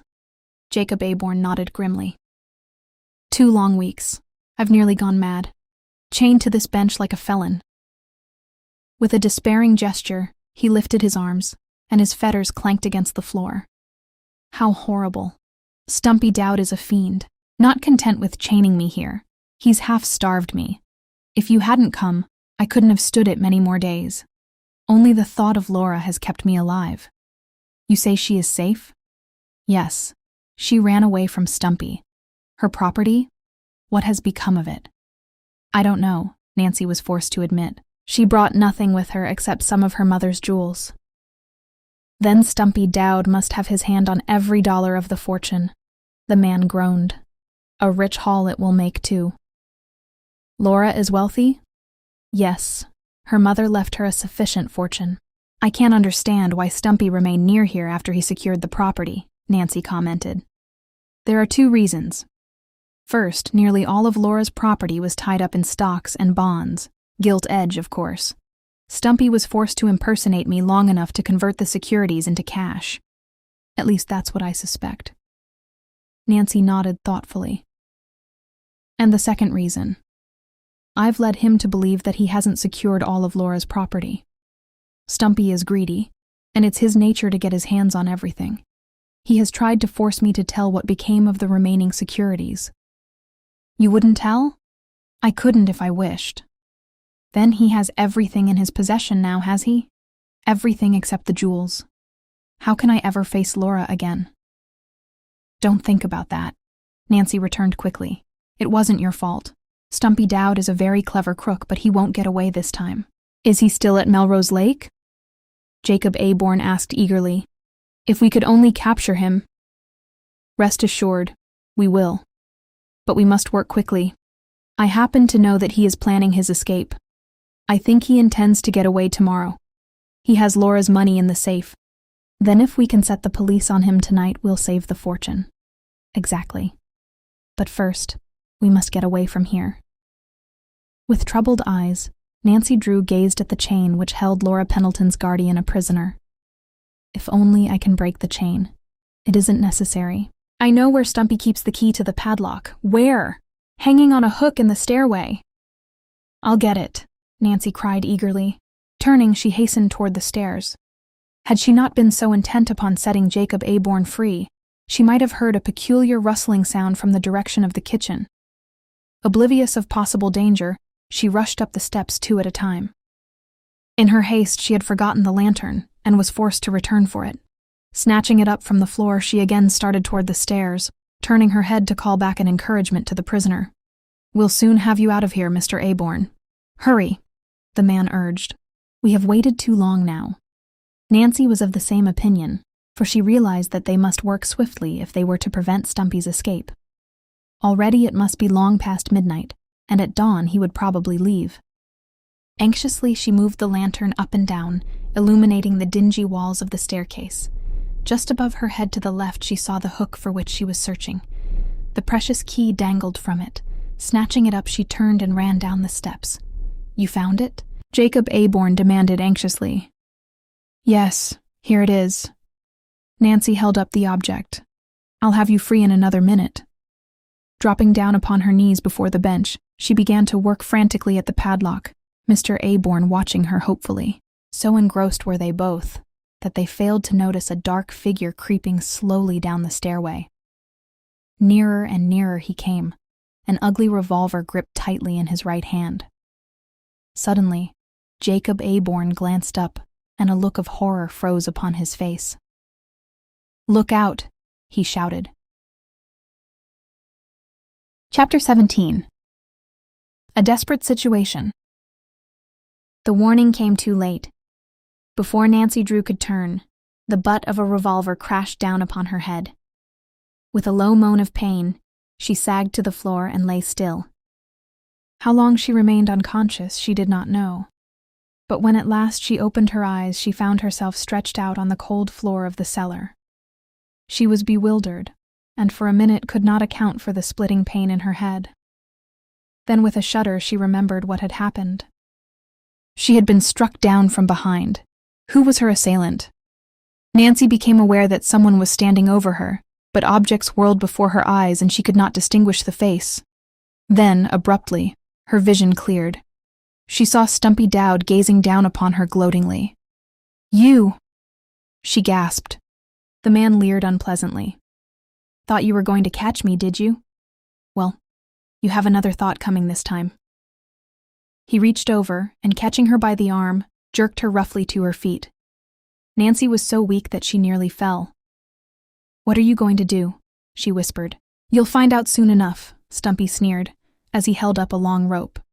I'm going to tie you up and leave you here. You and your friend have so much to say to each other. Let that girl go. Jacob Aborn pleaded from the other side of the room. Do anything you like to me, but set her free. Shut up, Stumpy growled. I'll do plenty to both of you before I get through. Nancy was too weak to struggle, and she was aware that resistance would be useless. One glance at the murderous weapon in Stumpy's hand had convinced her of that. He was ruthless and unprincipled, and would think nothing of shooting her down if she made a break for the stairway. Yet, as Stumpy began to tie her feet together with the stout rope, she realized she must do something. If only her head would stop throbbing so that she could think clearly. The situation was a desperate one. Unless she thought quickly, there would be no escape. Then, suddenly, an idea came to her. She recalled that a detective who had called on her father only a few months before had entertained them by telling of his various experiences with criminals. He had explained how it was possible to hold one's hands while being bound, so as to slip the bonds later. Nancy had been interested, and had pressed the detective for details. He had taken a stout piece of cord and had given her a demonstration. At the time, she had thought the trick a very clever one. Little dreaming that the knowledge would ever prove useful, she had made no effort to remember how the hands must be held. Now, she frantically tried to recall what the detective had told her. If only the trick would work. Holding her wrists in what she believed was the correct position, she permitted Stumpy to bind them securely. The ropes cut into her flesh cruelly. It seemed to her that she must have made a mistake, for certainly there was little space between her wrists and the bonds. "And now, just to make sure you won't get away," Stumpy muttered evilly. He took the end of the rope and ran it through a ring in the wall, knotting it fast. "I guess that will hold you for a while," he leered. "You beast," Nancy cried. She realized now what Stumpy intended to do, but she was too proud to beg for mercy. "This will teach you not to meddle in affairs that are none of your business. You'll pay for this." Jacob Aborn cried in a quavering voice, If you get free, that's good." Stumpy laughed harshly. Then a cruel look settled over his face and his eyes narrowed. "Why, you old fool, you'll stay here until the rats get you." "This isn't the time of the Inquisition," Nancy declared fiercely. "You can't get away with murder." "Murder? Who said anything about murder? What a harsh word. I'll just leave you and your friend here and go away. If anything happens," Dowd shrugged his shoulders indifferently, "the police will be after you in a day." Jacob Aborn cried, "Oh no, they won't. Stumpy is nobody's fool. I'll cover up my trail." "You think you will," Nancy informed him. "Every criminal thinks he'll escape." "And I will too," Stumpy boasted. "I'm too clever to be caught." "Oh, I guess I've put over my little scheme pretty slick. Not a person suspected that I wasn't the real Jacob Aborn." "Then you admit your guilt?" Nancy demanded. Stumpy regarded her appraisingly. "You're a smart detective, but your smartness won't do you any good this time. I don't mind admitting I pulled the deal single-handed, because you'll never get out of here to squeal on me." As neither Jacob Aborn or Nancy Drew made a response, he continued boastingly. "I'm all fixed for my getaway tonight. Would have waited until tomorrow if you hadn't come nosing into my business." He glared at Nancy. "I've cashed in all the Pendleton property, and my suitcases are packed. When I leave here, I'll get them and beat it in a new racing car I bought today. I'd like to see the police or anyone catch me once I get started. You'll pay for it someday." Jacob Aborn cried angrily. "Robbing an orphan. I'm thankful poor Laura is out of your clutches." "Oh, you think she is, do you?" Stumpy laughed evilly. "Well, let me tell you, I know where she's hiding." A look of horror came into Mr. Aborn's eyes, for his one consolation had been the thought that his ward was safe. "I heard you two talking," Stumpy informed them. "I found out she's in River Heights, and I'm going there tonight. Don't you dare harm Laura Pendleton." In spite of his condition, Jacob Aborn struggled in his chains, attempting to attack Stumpy. With one blow, the scoundrel sent him reeling against the wall. "I don't care what becomes of that ward of yours," he snarled. "It's the jewels I want. I'll fix Laura for sneaking away with them." "If you try to kidnap Laura, you'll have my father to deal with," Nancy promised. "He's a criminal lawyer." "A criminal lawyer, eh? Well, I may take a shot at him just for luck." As Stumpy spoke, he caught sight of an object on the floor. It was the key to the padlock on Aborn's chains. When Nancy had fallen, it had slipped from her hand. "Well, I'll just take it with me," he announced gleefully as he picked it up. As he was about to thrust it into his pocket, another thought came to him. He hung it on a nail, far out of the reach of the two prisoners. "You can look at it until you rot," he told them. Turning, he started to leave the cellar. Halfway across the room, he came back and stood gloating down upon Nancy. "You thought you were so clever, sneaking into my house and spying on me. You, the daughter of a brilliant lawyer. Well, let me tell you something. You overlooked one important detail." Nancy stared blankly at Stumpy. She was at a loss to know how she had given herself away. "The next time you'll remember to muffle the engine of your automobile when you leave." He gave a hollow laugh which echoed through the place. "The next time." "You fiend," Jacob said fiercely. "Thank you for the compliment." Stumpy made an elaborate bow. "And now, I fear I must say goodbye." Too bad you can't come with me. I shall live high in some other country." With another mocking bow, he turned and left the two prisoners. They heard him stumble up the stairway and slam the door at the top. Chapter 18. Left to starve. A death-like quiet fell upon the old bungalow. Nancy Drew and Jacob Aborn stared at each other in despair. Stumpy Dowd had dared to carry out his threat. He had left them in the cellar to starve. Fastened to the wall at opposite sides of the room, they were unable to help each other. Aborn's bonds were such that he could move about, but his tether was too short to permit him to reach Nancy, who lay on the floor, bound hand and foot. Their situation seemed hopeless. In his haste, Stumpy Dowd had forgotten the lantern, and now its dim light served to reveal the sordidness of the prison. In a short time the oil would burn out, and then they would be left in the dark, a darkness which would soon drive them mad. However, Nancy Drew's first thought was not for herself, but for Laura. She recalled Stumpy's threat, and was afraid that he would go to River Heights and attempt to harm the girl. "I hope Dad is home from St. Louis," she thought miserably. "He'll look after her." At the best, she knew that Laura would be left penniless. Even now, Stumpy was making his escape with the Pendleton fortune. After going to River Heights, he would undoubtedly strike for the border. Once in a foreign country, he would enjoy his ill-gotten gains in comparative safety. The same thought was passing through the mind of Jacob Aborn, for in desperation he sprang up from the bench and paced the floor like a caged lion. He shook his chains and beat them wildly against the stone wall until his wrists were cut and bleeding. "If I could only get my hands on that wretch," he cried bitterly. Again he clawed at his chains, but could not break them. In vain he pounded the padlock against the floor. Not until he was completely exhausted did he give up. Then he quietly collapsed on the bench. "Oh, my poor Laura," he half sobbed. And to think that I promised her mother I'd always look after her." Nancy gazed upon the man in compassion, but could think of nothing to say in comfort. The situation seemed unreal to her. She felt that it was a horrible nightmare, from which she must soon awaken. However, the dull ache in her head and the cutting ropes were severe reminders of her plight. If only she could find a means of escape. She considered shouting for help, but almost at once decided that it would only be a waste of energy. The bungalow was located in a desolate portion of the forest, and seldom did anyone pass near the spot. Jacob Aborn had been held a prisoner for nearly 2 weeks, and had been unable to make his cries heard. It was characteristic of Nancy Drew to keep her head when faced with a grave problem. Stumpy Dowd had left her to die, but the will to live was strong within her. She would not give up without a brave struggle. "If only I can free my hands," she thought grimly. She glanced down at the ropes meditatively. To the eye there was no space between the thongs and her wrists, and yet, if she had made no mistake, she should be able to move her hands in such a way that she could slip out of the ropes, if only the trick would work.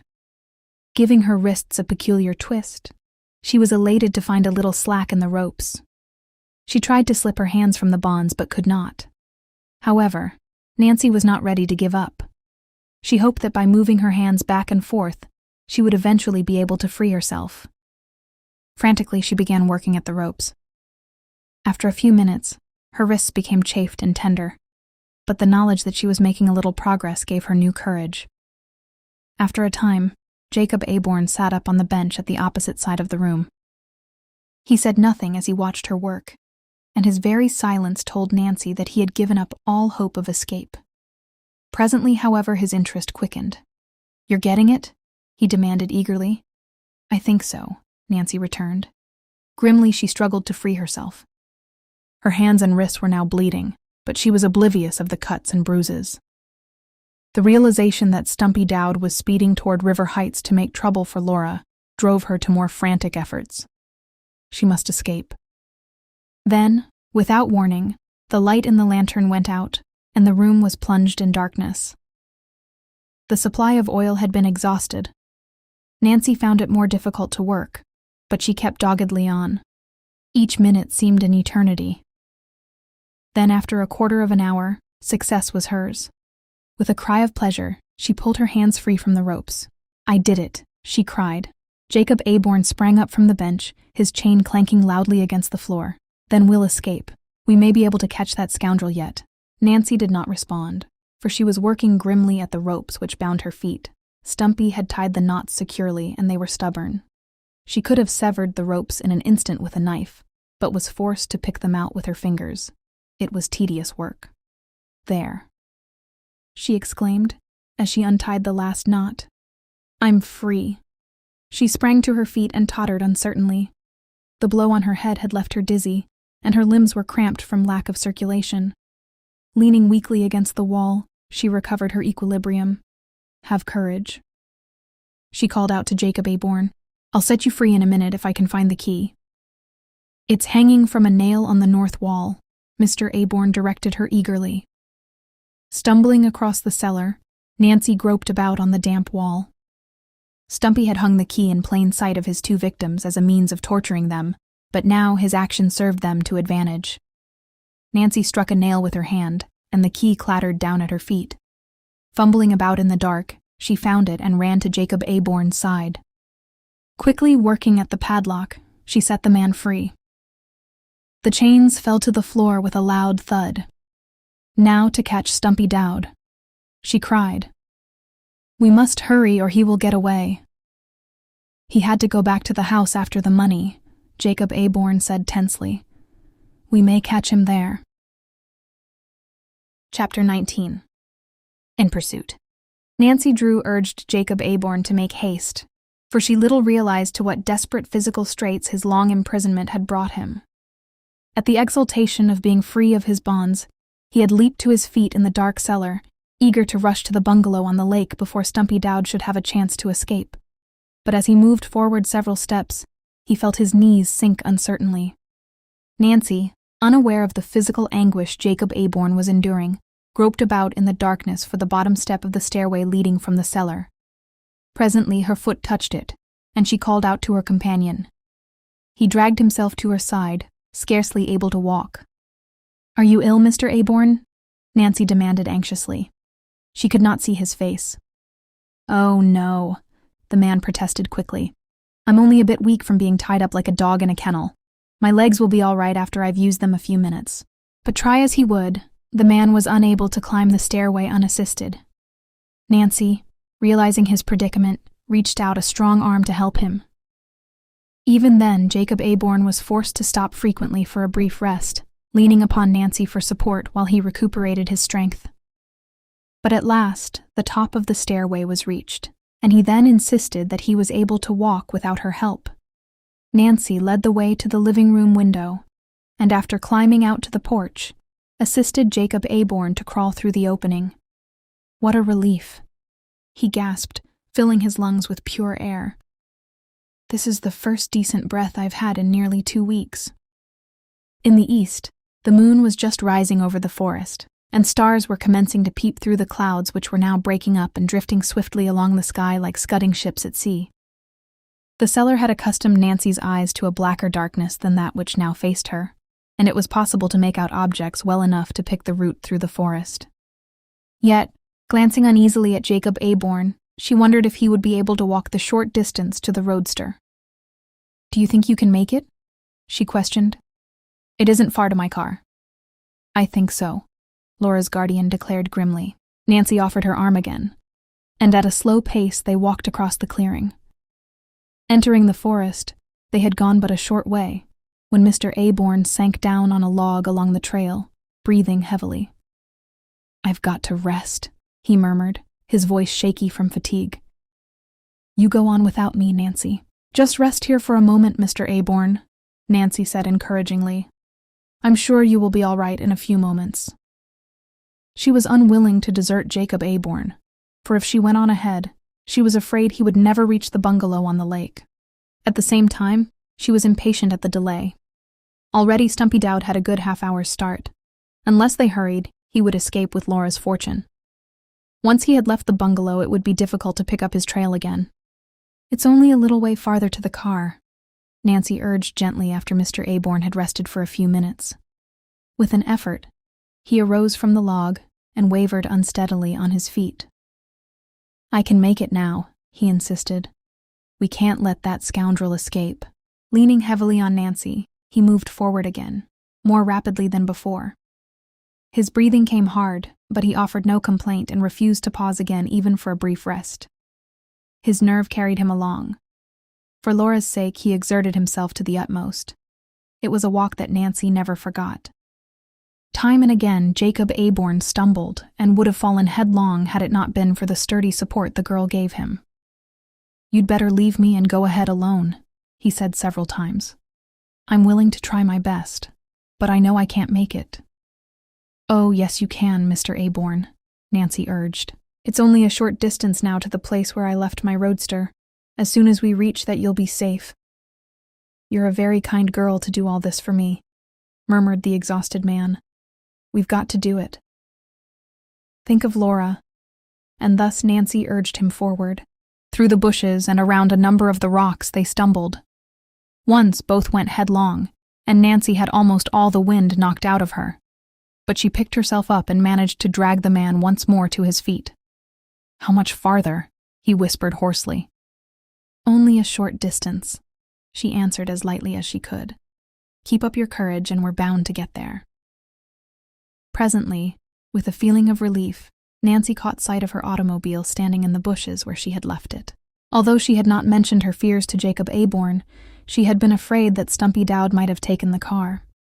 Hastily helping Laura's guardian into the roadster, she sprang in after him and took her place behind the steering wheel. With nervous haste, she started the motor and backed around in the road.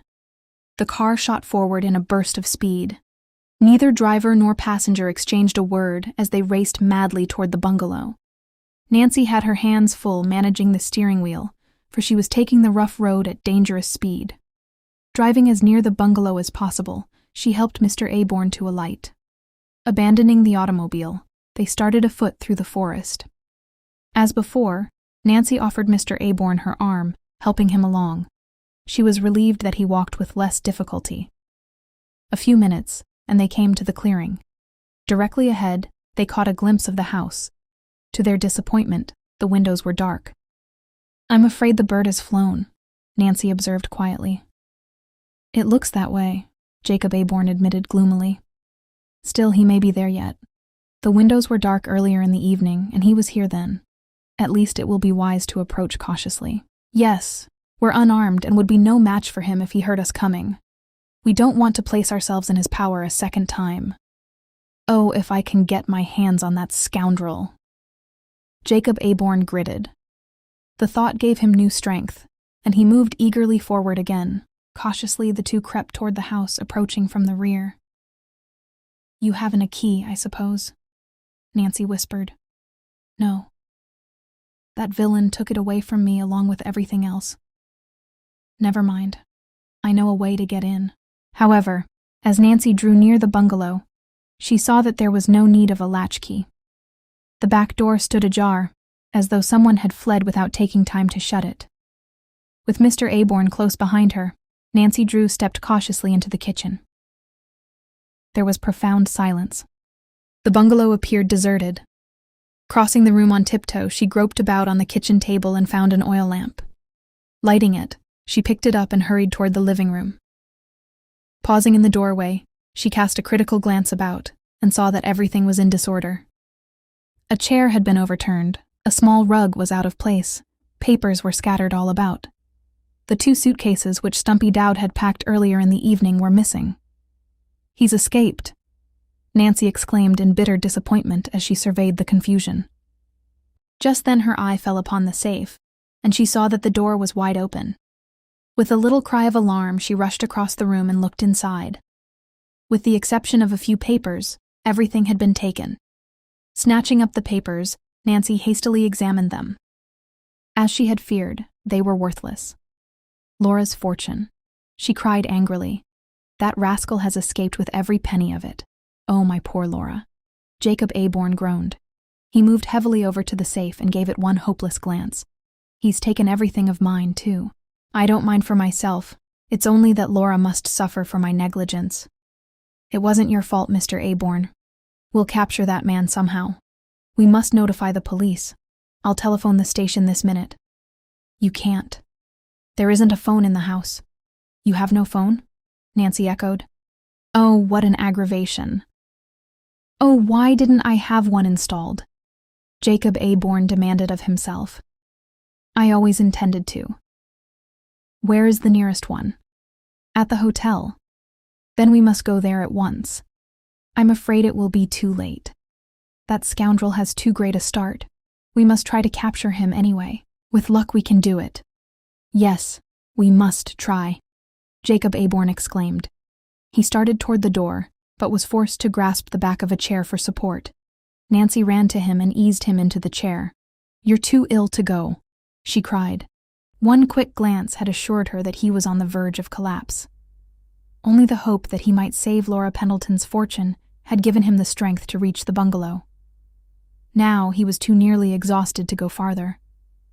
Mr. A. Bourne dropped his head on his hands. I guess I'm done up, he admitted. Of course you must stay here, Nancy insisted. I'll send a doctor to you. Don't think about me. Just set the police on the trail of Stumpy Dowd. I'll do both, and as soon as I telephone to the police I intend to start after Stumpy myself. But the danger, you must think of your own safety. I'll be careful, Nancy promised as she turned away. Just stay here and rest until the doctor comes. I must hurry now. Every minute counts. Chapter 20. Nancy's daring action. Leaving Jacob A. Bourne behind, Nancy Drew turned and ran from the bungalow. As she sped swiftly down the path, she passed the garage and halted long enough to glance inside. Stumpy's racing car was gone. Nancy stooped down and examined the driveway, but it was too dark for her to see the wheel tracks. However, she was fairly certain that the man had taken the lake route, for there was no road through the forest in the immediate vicinity of the bungalow. Nancy had been forced to leave her own roadster a short distance away. It's not going to be easy to capture Stumpy, she thought. A good many roads branch off from the lake thoroughfare. That man is a clever criminal and he'll take care to cover up his trail. Running through the forest, she reached her roadster and sprang in. Quickly starting the motor, she headed the automobile down the road. To reach the Beechcliff Hotel, it would be necessary for her to follow the forest a short distance until it joined the lake road. From there, she would have a fairly straight, smooth stretch to the hotel. The rough forest road held Nancy to a slow pace, but when she reached the lake thoroughfare, she stepped on the accelerator, and the little car began to purr like a contented cat. She soon caught a glimpse of the lights of the hotel, and a few minutes later brought the roadster to a halt in front of the inn. Without bothering to park the car according to the regulations, she sprang to the ground and ran inside. As she entered the lobby, a number of persons turned and stared at her curiously. Nancy Drew was well aware that her hair was in disorder, and that her clothing was in disarray, but she was indifferent to her appearance. Rushing to a row of telephone booths, she saw at a glance that they were all in use. Without a moment's hesitation, she rushed back to the main desk and, to the astonishment of the clerk in charge, snatched up his private telephone. The public telephones are at the end of the hall, he told her with pointed politeness. Sorry, Nancy apologized briefly. This is a rush call. Placing an emergency call for the police station, she waited impatiently. The hotel clerk, who had heard her directions to the telephone operator, underwent a sudden change of expression. Hello? Hello, Nancy said frantically into the transmitter. Police station. After a seemingly interminable wait, she was connected with the chief, and in a few terse sentences told what had happened. I think he must have taken the lake road, she finished. He may be heading for River Heights before he strikes out for some distant point. We'll have a squad right after him, came the reassuring response. Nancy hung up the receiver and stood lost in thought for a moment. I must telephone to River Heights and warn Laura, she decided. Again she placed a call and waited impatiently for it to be put through. Several minutes passed, and then at last the bell jangled. Eagerly she caught up the receiver and held it to her ear. Your party does not answer, came the precise voice of the operator. That's strange, Nancy thought, in alarm. I can't understand why Laura didn't answer. Surely she must be there, unless... Even in her mind, she dreaded to finish the sentence. Stumpy Dowd had threatened to go to River Heights and force Laura to hand over the jewels to him. but Nancy doubted that he could have reached the place so quickly. Still, it was only 20 miles away, and Stumpy's car was built for speed. The thought that even now Laura might be in grave danger struck terror to Nancy Drew's heart. She would never forgive herself if anything happened to the girl while she was a guest in the Drew residence. If only Father were at home, he could help me, she thought miserably. The hotel clerk had overheard Nancy's conversation and now regarded her with respect and curiosity. "Is there anything I can do to help?" he inquired. "Yes. Send a doctor to Jacob Aborn's bungalow as quickly as you can, at once, and telephone to points along the road between here and River Heights, warning the police to be on the watch for a man in a racing car. How about the radio stations? By all means, I can give you a description of the man." Hastily, Nancy described Stumpy as best she could. Before she had finished, a number of hotel guests had crowded about the desk, suspecting that something unusual had happened. They would have plied Nancy with questions which would have delayed her had she not run from the lobby and jumped into her roadster. A moment she hesitated uncertainly. "The police may catch Stumpy, and again they may not," she told herself grimly. "I'm going to try to pick up the trail myself." With sudden decision, she headed the car down the lake road. Although not paved, the highway was well dragged, and with a smooth stretch before her, Nancy Drew pressed her foot hard upon the gasoline pedal. The little blue car fairly roared down the road as though it, too, were eager to overtake Stumpy Dowd. Ordinarily, Nancy was not a fast driver, but now she knew that much depended upon her speed. Once Stumpy crossed the state line, it would be more difficult to cause his arrest. Nancy Drew was a brave girl and was too intent upon preventing the man's escape to consider seriously the danger which she might be running into herself. Alone and unarmed, she would find herself at a hopeless disadvantage should she meet the criminal face to face. Presently, on a distant hill, Nancy caught the gleam of a headlight. Another automobile was coming toward her. "I'll stop those people and ask if they've passed a racing car," she decided upon sudden impulse. Bringing her automobile to an abrupt halt in the middle of the road, she signaled for the approaching car to stop. It was a brown sedan, and as it came within the range of her headlights, Nancy thought there was something familiar about it. The automobile came to a stop not far from her roadster. "Hello there," a voice called out. "What's the matter?" With a start, Nancy Drew recognized the voice. Chapter 21. Laura begins to worry. Not without misgiving, Laura Pendleton stood at the window of the Carson Drew residence and watched Nancy start off for Melrose Lake in her roadster. "Perhaps I shouldn't have allowed her to take that note to my guardian," she thought uneasily. "Nancy is going to a great deal of trouble and risk for me. I'm afraid it isn't fair to involve her in my affairs." After a time, she entered the library and tried to interest herself in a novel. She found she could not remember a word she had read, so laid the book aside in a little while. Walking restlessly to the window, she glanced out. "I may as well do some shopping," she decided. "It will help me kill the time and help me forget my troubles." She told Hannah Gruen where she was going, and then started off afoot for the business section of River Heights. The day was a pleasant one, and as she walked briskly along, her worries seemed less real. Reaching a department store, Laura entered and purchased a few articles for which she had urgent need. In her hasty departure from Melrose Lake, she had forgotten a great many things. However, she made her purchases with the utmost caution, for with the exception of a $20 bill in her purse, she was without funds. When that was gone, she did not know what she would do. "I'll never sell or pawn Mother's jewels, even if I starve," she told herself. "I'll manage some way. Perhaps Nancy will help me find work." Carrying her packages with her, Laura walked slowly back to the Drew residence. Already the evening shadows were beginning to gather. In another hour or two, it would be dark. As she passed the garage, she noticed that it was empty. Nancy had not returned. "I do hope she gets back before dark," Laura thought anxiously. Entering the house, she had not had time to put away her things when the telephone jangled. A minute later, the housekeeper told her that there was a long-distance telephone call for her. "It's from Miss Nancy, I think," Hannah Gruen said. "Oh, I hope nothing has happened." Eagerly, Laura snatched up the telephone receiver. Nancy's quiet voice at the other end of the wire reassured her. However, As she listened to her friend's daring plan, she was somewhat alarmed. Still, other than to warn Nancy to be careful, she made no protest, for she felt that her friend's judgment was probably better than her own. "If I'm not back or haven't telephoned within 24 hours, send the police to your guardian's bungalow," Nancy told her. Laura promised, and a moment later hung up. Before she turned away from the telephone, she regretted that she had not asked Nancy to give up her plan.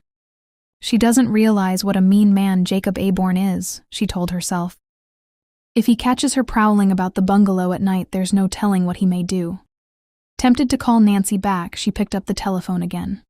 With her hand on the receiver, she hesitated. "I'm just a little coward," she accused herself. "I'll not let my nerves get the best of me this time." Resolutely, she turned away. Presently, Hannah called her to dinner, and she made a pretense of eating, but was relieved when the dessert dishes were cleared away.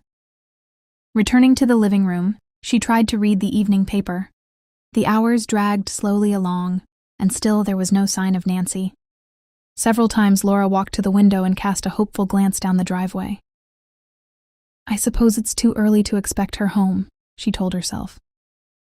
As she crossed to the window for perhaps the 10th time that evening, she was surprised to see a tall, elderly man coming up the walk toward the house. Although Laura had never seen him before, she was instantly convinced that it was Carson Drew.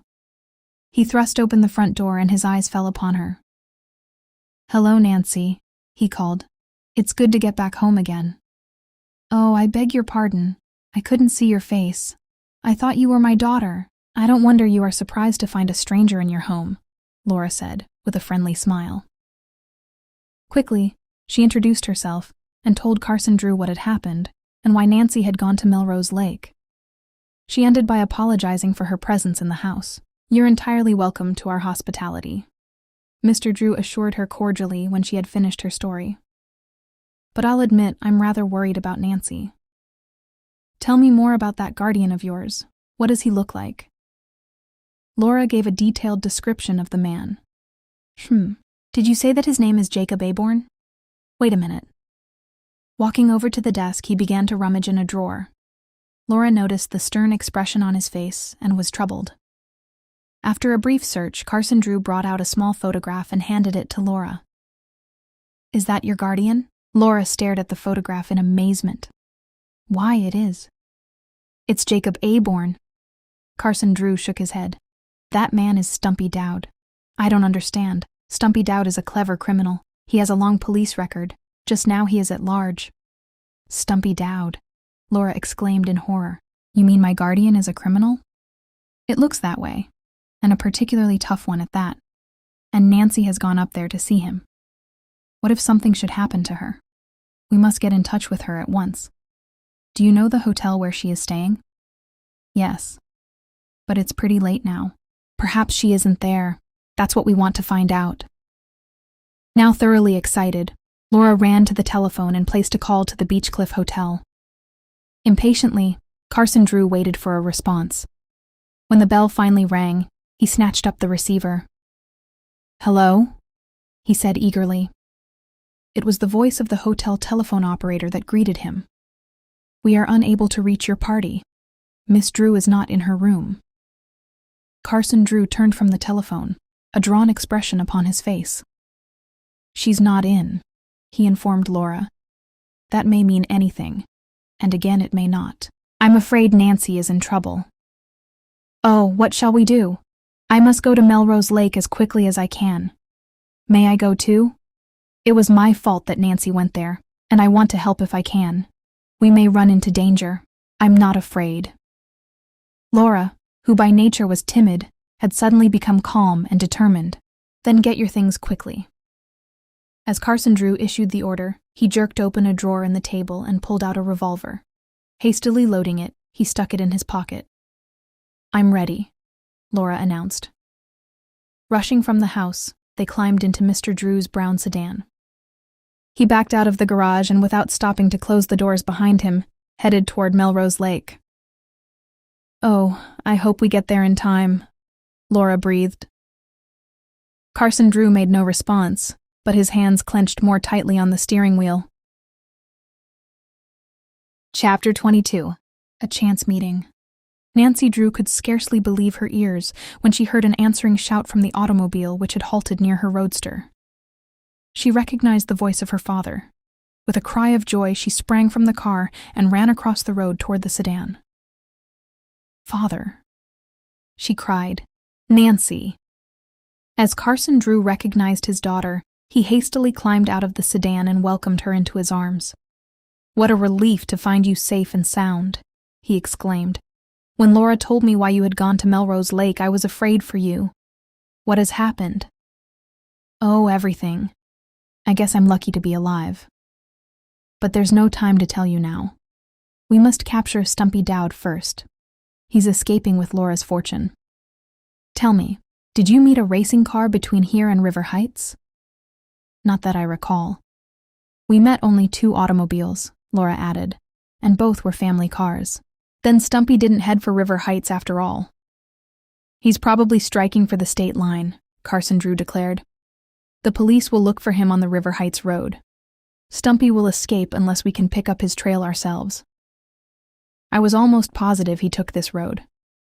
"Perhaps he turned off before he had gone very far," Carson Drew suggested. "We passed a branch road down here about 5 miles. He may have taken that.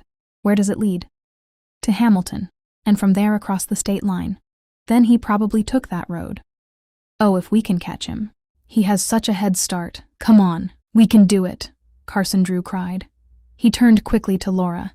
"Get in the roadster with Nancy," he ordered. "If it comes to a battle, you girls can drop back and be out of range of the bullets." With alacrity, Laura obeyed. Nancy sprang in beside her. The motor of the roadster was already running, and she had only to shift gears to be off. She must pull out of the way before her father could turn his sedan in the road. "I'll go on ahead," she shouted. "All right. But if you see Stumpy's car, slow down and let me take the lead." Shifting gears, Nancy was off at top speed. A few minutes later, Laura looked back and reported that Carson Drew was rapidly making up the distance he had lost. Her eyes focused upon the road. Nancy Drew clung grimly to the wheel. The little figured ribbon in the speedometer crept higher and higher until the car wavered in the road. Reducing the speed slightly, she held her foot steady on the gasoline pedal. A sharp curve would have been Nancy's undoing, but she was fairly familiar with the road and knew that for several miles she had a straight stretch before her. "If only there isn't another wretched detour to be made," the girl exclaimed. But there was no detour, and for that straight stretch Nancy did some of her fastest traveling, a rate of speed that often made Laura gasp in alarm. "Oh dear, don't jump the fence or climb a tree," gasped the girl. "I won't," answered Nancy, "but hold tight." Yet, even at the rapid rate she was traveling, she doubted that it would be possible to overtake Stumpy Dowd. She figured that he must have from 15 to 30 minutes start, and his automobile was equipped with a special racing motor. Nancy's roadster was high-powered, but it was not reasonable to suppose that she could overtake the man unless luck favored her. Removing her eyes from the road for one brief instant, Nancy glanced anxiously at the gasoline gauge on the dash. To her relief, the tank registered nearly 3/4 full. There was no need to worry on that score. "Look!" Laura cried sharply. Nancy's eyes came back to the road. Straight ahead she saw a small red light. "It must be the taillight of an auto," Laura declared uneasily. "Can it be Stumpy?" Nancy did not reply at once, for she was too intent upon watching. Although she promptly reduced the speed of her engine, she noticed that the light was gradually becoming larger. At first she thought she must be gaining on a car ahead. Then she decided that the light was not moving. "I don't believe it can be Stumpy," she told Laura, "but we'll take no chances." As the roadster slowed down, Carson Drew came closer in his sedan. Nancy was about to permit him to pass when she looked again at the red light. She was now close enough to see that it was a lantern. Speeding up, she came to an obstruction across the road and was forced to halt. Carson Drew pulled up alongside. "We can take the road to the right," he shouted. "It leads to Hamilton. Stumpy must have taken it." Nancy was staring at a sign which read, "Road under construction. Travel at your own risk." "How about this road straight ahead?" she demanded of her father. "It's a shortcut to Hamilton. Then why not take it? It's closed for construction work, but it's not impassable, is it?" "Probably not. But at night, it's our only chance, father." We're so far behind Stumpy we'll never catch him unless we risk this shortcut. You're right, Carson Drew said with quick decision. We'll try it, but we must drive carefully. Springing from the sedan, he moved the barrier from the road and Nancy drove through. At first the highway seemed no different from the one she had been following, but before she had gone a mile, she saw the danger signs, which were in the form of steam shovels, wagons, and machinery parked along the roadside. Be careful, Laura warned her.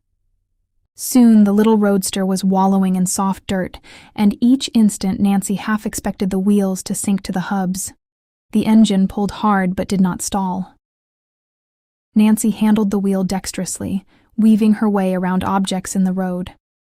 Laura, who clung to the side of the car for dear life, was bounced roughly about. At last, as the worst of it seemed to be over, Nancy relaxed slightly. Is Father still coming? She asked. Laura looked back. Yes, he's right behind. Then I guess we're through safely. I can see a straight stretch ahead. Again she stepped on the accelerator, and the roadster responded with a burst of speed. In a few minutes she reached the end of the road. Laura hastily climbed out and pulled away the barrier, permitting the two automobiles to enter the main road. We've cut off 10 miles. Nancy cried joyfully as Laura stepped back into the roadster. If we're ever going to overtake Stumpy, it ought to be in the next few minutes. As the little blue car plunged forward over the rough highway, the two girls kept gazing alertly into the darkness beyond the glare of the headlights, hoping to see the red tail light of Stumpy's automobile. As the minutes passed and still nothing appeared ahead, Nancy Drew began to grow alarmed. After all, was it possible that she had made a mistake? Perhaps Stumpy had taken another road, and even now was across the state line speeding toward the northern border. Laura expressed the fear. I'm afraid we're too late, Nancy. I'm not so sure about that, Laura. Nancy's voice was electric. What do you see? Laura demanded eagerly, as she saw her friend bending low over the wheel. A light. I think we're approaching a car. I can't see anything. Just a minute. I think it went down behind that hill just ahead. There was a long moment of suspense, and then Laura gave a little excited cry. Oh, now I see it. And we're gaining, Nancy announced grimly. I hope it's Stumpy. Your father must have seen the light too, Laura informed Nancy, looking back. He's coming closer. Hadn't we better let him go ahead? Yes, I'll drop back in just a minute. But first I want to see if it is Stumpy. Nancy could not increase the speed of the roadster, for already she was going as rapidly as she dared. She was elated to observe that little by little she was creeping up on the car ahead. Soon the headlights of her roadster played upon the back of the vehicle, and she observed that it was indeed a racing car. Even as she made the observation, the driver looked back. For an instant, his face was clearly illuminated. It was Stumpy Dowd. Chapter 23.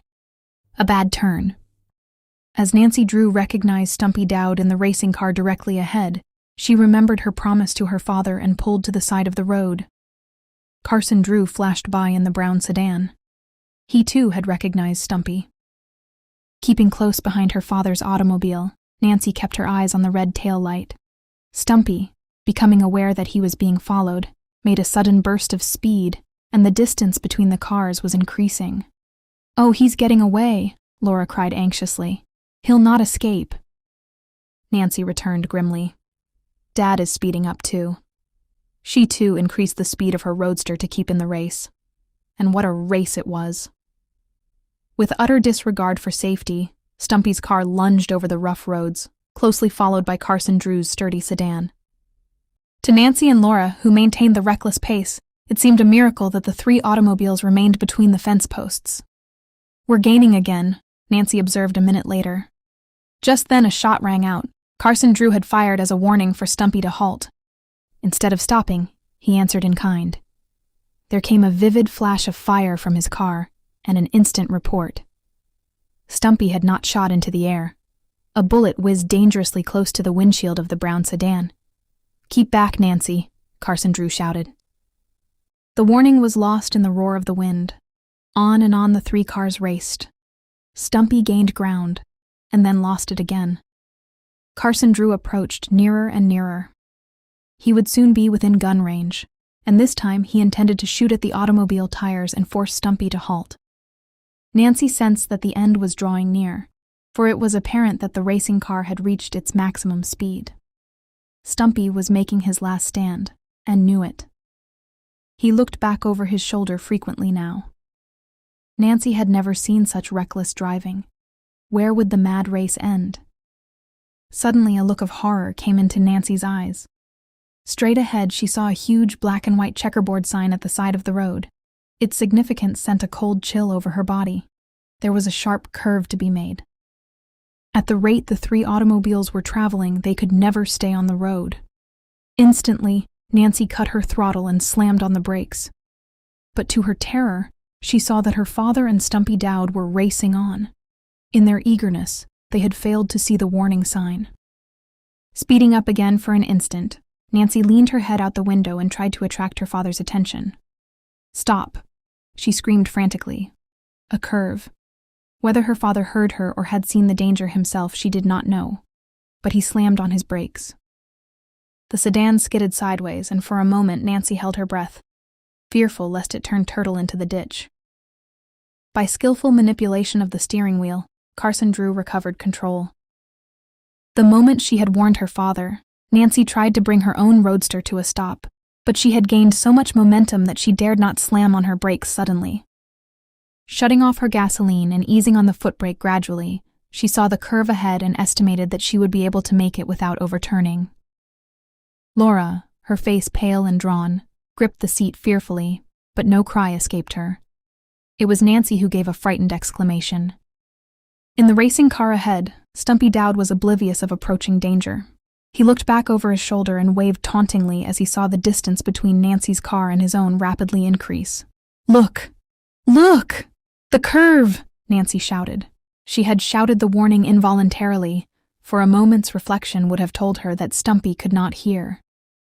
Too late the man saw the danger. He slammed on his emergency brake, but already the sharp curve was at hand.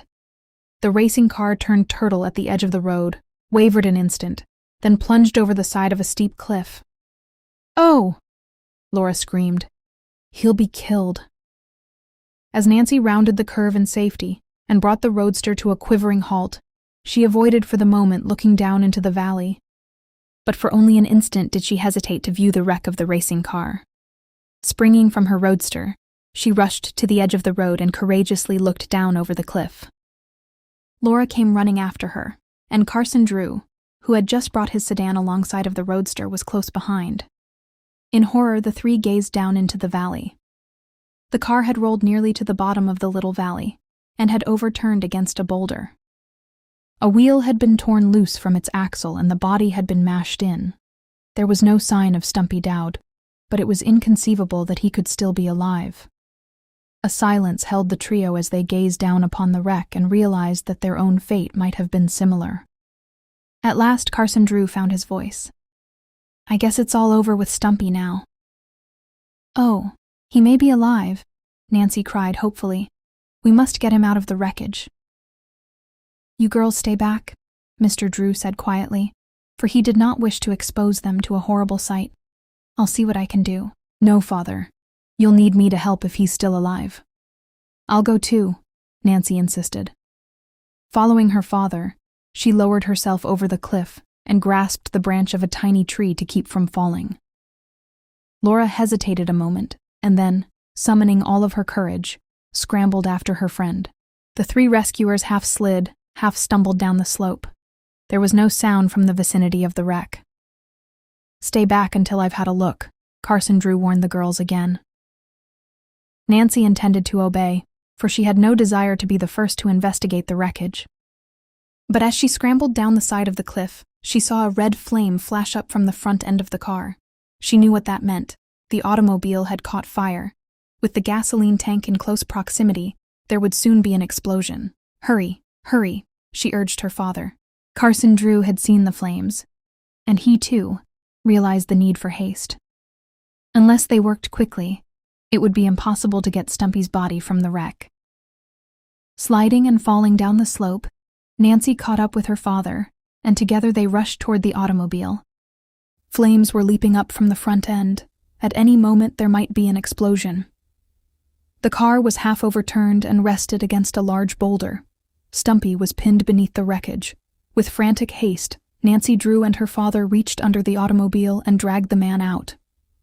He lay limp in their arms, and it was with difficulty that they carried him away from the burning car. "We got him out just in time," Mr. Drew gasped as he carefully placed Stumpy on the ground. Nancy looked back at the burning car and gave a little scream. The money. Laura's fortune. Before Carson Drew could restrain her, she ran back toward the wreck. "Come back!" her father shouted. Nancy did not pause. Throwing caution to the wind, she reached the wreck and groped about frantically. Her hand struck a suitcase and she dragged it out. The heat was now almost unbearable, but Nancy would not be defeated. She knew there was another suitcase, and she was determined to save it. Diving under the car for a second time, she found the bag and triumphantly brought it out, only to be jerked from the scene by her father. "Nancy. Nancy," he cried. "Are you mad? Those suitcases aren't worth your life." There was a sudden explosion. Instantly the combustible parts of the car ignited, and the dry grass in the immediate vicinity began to burn.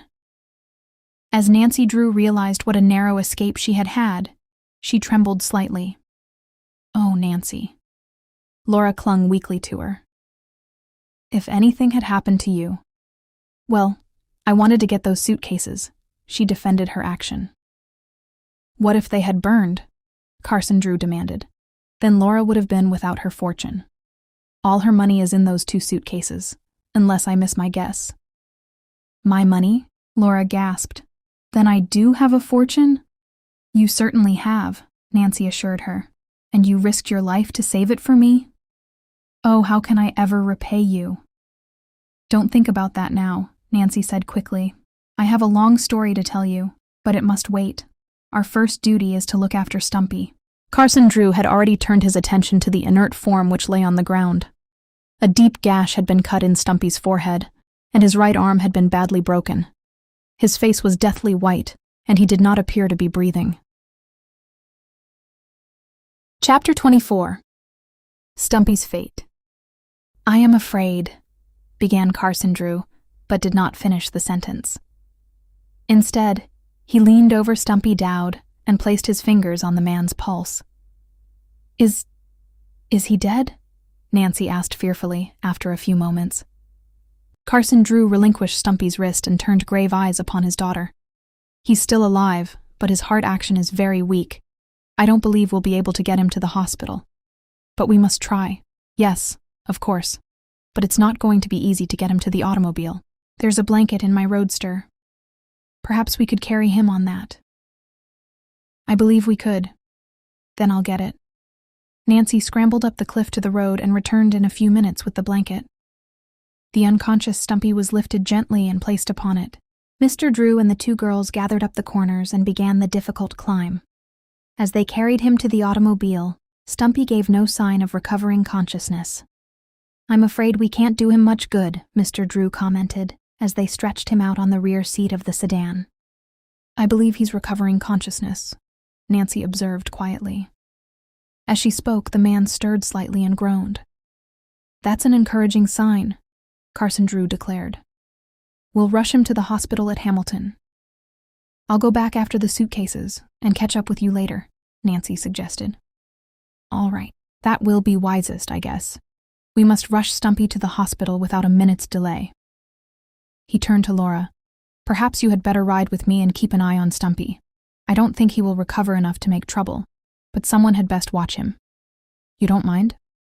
"Of course not." Laura climbed into the sedan with the lawyer, and Nancy watched them drive away. Then she hurriedly descended the cliff and picked up the 2 suitcases. She was tempted to open them to make sure that Laura's fortune was inside, but upon second thought decided that it would take too much time. She must speed after her father and Laura. Dragging the heavy suitcases up the slope, she deposited them in the roadster and started down the road after the sedan. Although she drove rapidly, she did not overtake her father. Reaching Hamilton, she stopped at a gasoline station and asked the way to the police hospital. Arriving there, she saw her father's sedan parked outside. Leaving the 2 precious suitcases inside the roadster, she locked both doors and ran inside. Laura was standing near the door and Carson Drew was talking with the authorities. Presently he came over to Nancy and Laura, bringing a distinguished-looking man with him. Quietly he presented Mr. Howland, the chief of police. The man bowed to both girls, but his eyes lingered upon Nancy after the introduction had been completed. "I have just learned of the part you played in the daring capture of Stumpy Dowd," he said to her. "Allow me to congratulate you." The chief of police extended his hand, and Nancy Drew accepted it with a pleased smile. "It was really nothing," she protested modestly. "I would never have been suspicious of the man if I hadn't been trying to help my friend. Even after I discovered his identity, I might have fallen down on the job if Father hadn't come along at the critical moment." "I'm not sure about that, Miss Drew," and the chief smiled. "You strike me as a very resourceful young lady. Suppose there is no question that the man is really Stumpy Dowd?" Nancy inquired. She was eager to change the subject to a less personal one. "Not the slightest. I came to the hospital just as soon as I was notified that he had been captured and identified him myself. I would know that face anywhere. He's been in the rogues gallery for a good many years, but has managed to keep out of the way of the police. He's led us a merry chase." "Will he live?" "Stumpy is on the operating table now," Carson Drew explained to Nancy. "The doctor considers his condition very grave, but he may pull through. And if he does, he'll get a long term in prison," the chief added. Nancy was pressed for details of her part in the capture of the man. However, in telling her story, she did not mention Jacob Aborn, for she wished to surprise Laura later. "We may as well go back home," Carson Drew said presently. "It may be hours before we learn anything definite about Stumpy's condition. If you'll give me your telephone number, I'll see to it that you are kept informed," the chief promised. After Mr. Drew had written his address and telephone number on a slip of paper, the 3 left the building. "Ho-hum," Carson Drew yawned sleepily. "I think it's time we were all in bed." "Not yet," Nancy declared importantly. "We must return to Melrose Lake." "Why should we go back there?" "I'll tell you when we get there," Nancy announced mysteriously. "It's a surprise." "Well, just as you say," her father grumbled good-naturedly. "But I hope the surprise is worthwhile, because I'm tired." With Laura and Nancy riding in the roadster, the 2 automobiles started off for Melrose Lake. This time, however, they traveled at a moderate rate of speed. "Where in the world are we going?" Laura questioned, as Nancy turned into a familiar side road. "Aren't we heading toward my guardian's bungalow?" It was with difficulty that she spoke the word guardian. "Yes," Nancy admitted. "Oh, why are we going back there? After all that has happened, I don't believe I shall ever want to go back." Nancy reached out and patted Laura's hand reassuringly. "Just trust me," she said smilingly. Nancy had selected the lake route and was able to drive the roadster very nearly to the doorstep of the Aborn bungalow. Stopping the car, she waited for her father, who was a short way behind. "Why, there's a light inside the house," Laura exclaimed, "and I can see someone moving about." Nancy Drew smiled and began to unload the suitcases from the back of the roadster. "What are you up to, anyway?" Mr. Drew demanded as he stepped out of his sedan and came toward the girls. "You'll soon find out," Nancy laughed. "Here, I'll carry those suitcases." Mr. Drew picked up the 2 bags and followed Nancy down the path toward the bungalow. Laura held back rather reluctantly, but Nancy kept pulling her along. Boldly, she opened the front door and stepped into the lighted living room. "Laura," a low voice murmured. Jacob Aborn arose from a chair and held out his arms. Laura hesitated and glanced uncertainly from Nancy to Jacob Aborn. "Your real guardian," Nancy said. "Jacob Aborn, my guardian." "Oh." With a little cry of joy, Laura went to him. For several minutes, Nancy and her father stood quietly watching the happy homecoming. Then at last, they were swept into the conversation again. "Did the doctor come?" Nancy inquired, for she observed that Mr. Aborn appeared much stronger than when she had left him a few hours before. "Yes, thanks to your kindness, Miss Drew. He said he thought I would be all right in a few days." "I feel much better already," I'm glad of that. I worried a great deal about you after you left. What happened? Did you catch that scoundrel? Nancy was forced to repeat the story a second time, and for the benefit of her father and Laura, added the details of her imprisonment in the deserted bungalow. You took a great deal of risk, Mr. Drew chided his daughter. But I must admit it was a clever piece of detective work. Thanks, Dad. All's well that ends well, Mr. Aborn quoted rather tritely. But in this case, it didn't end well. What do you mean? Nancy asked quickly. Laura has lost her fortune and I am penniless too. Oh, no, Mr. Aborn. We recovered the money. I thought it burned up in the wreck. I should say not, Laura broke in. Nancy dragged those suitcases out of the fire at the risk of her life. And to think we haven't even looked to see if the money is there, Nancy exclaimed. I guess we've been too busy the last hour. Let's have a look now, Mr. Drew proposed. Picking up one of the suitcases, he examined it critically. Locked, he announced. And Stumpy probably has the key. Oh, how disappointing, Laura murmured. If there's a hammer in the house, we can soon have these bags open, the lawyer declared. I know where to find one, Laura cried eagerly. I'll get it. In a few minutes, she returned from the kitchen and gave the hammer to Mr. Drew. After a few sharp blows, the lock burst open.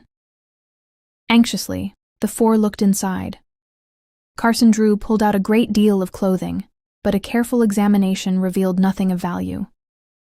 Oh, the money isn't there, Nancy exclaimed in bitter disappointment. What could have become of it? There's another bag, her father reminded her. The lock was stubborn, but several hard blows broke it. As Mr. Drew pushed back the cover, there was a chorus of ohs. For there on top of a pile of clothing were the missing banknotes. Jacob Aborn snatched up the neat packages of bills and hastily counted them. Mr. Drew continued his search through the suitcase and unearthed a small bundle of papers which he turned over to Laura's guardian. My property, Jacob Aborn declared. Is Laura's money all here? Nancy asked. Every cent of it. Then I'm really not poor after all, Laura said happily. Stumpy told me I was practically a pauper. A pauper. Why, you're rich. Your fortune amounts to more than $100,000.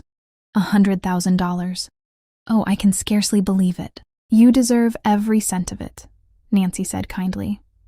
The nicest part of all is that I have a guardian to love me, Laura returned wistfully. And a guardian who will always try to make you happy, Mr. Aborn added feelingly. You have suffered a great deal the last few weeks. I will do my best to make it up to you, and I'll look after you too. You'll need a good nurse for a few days.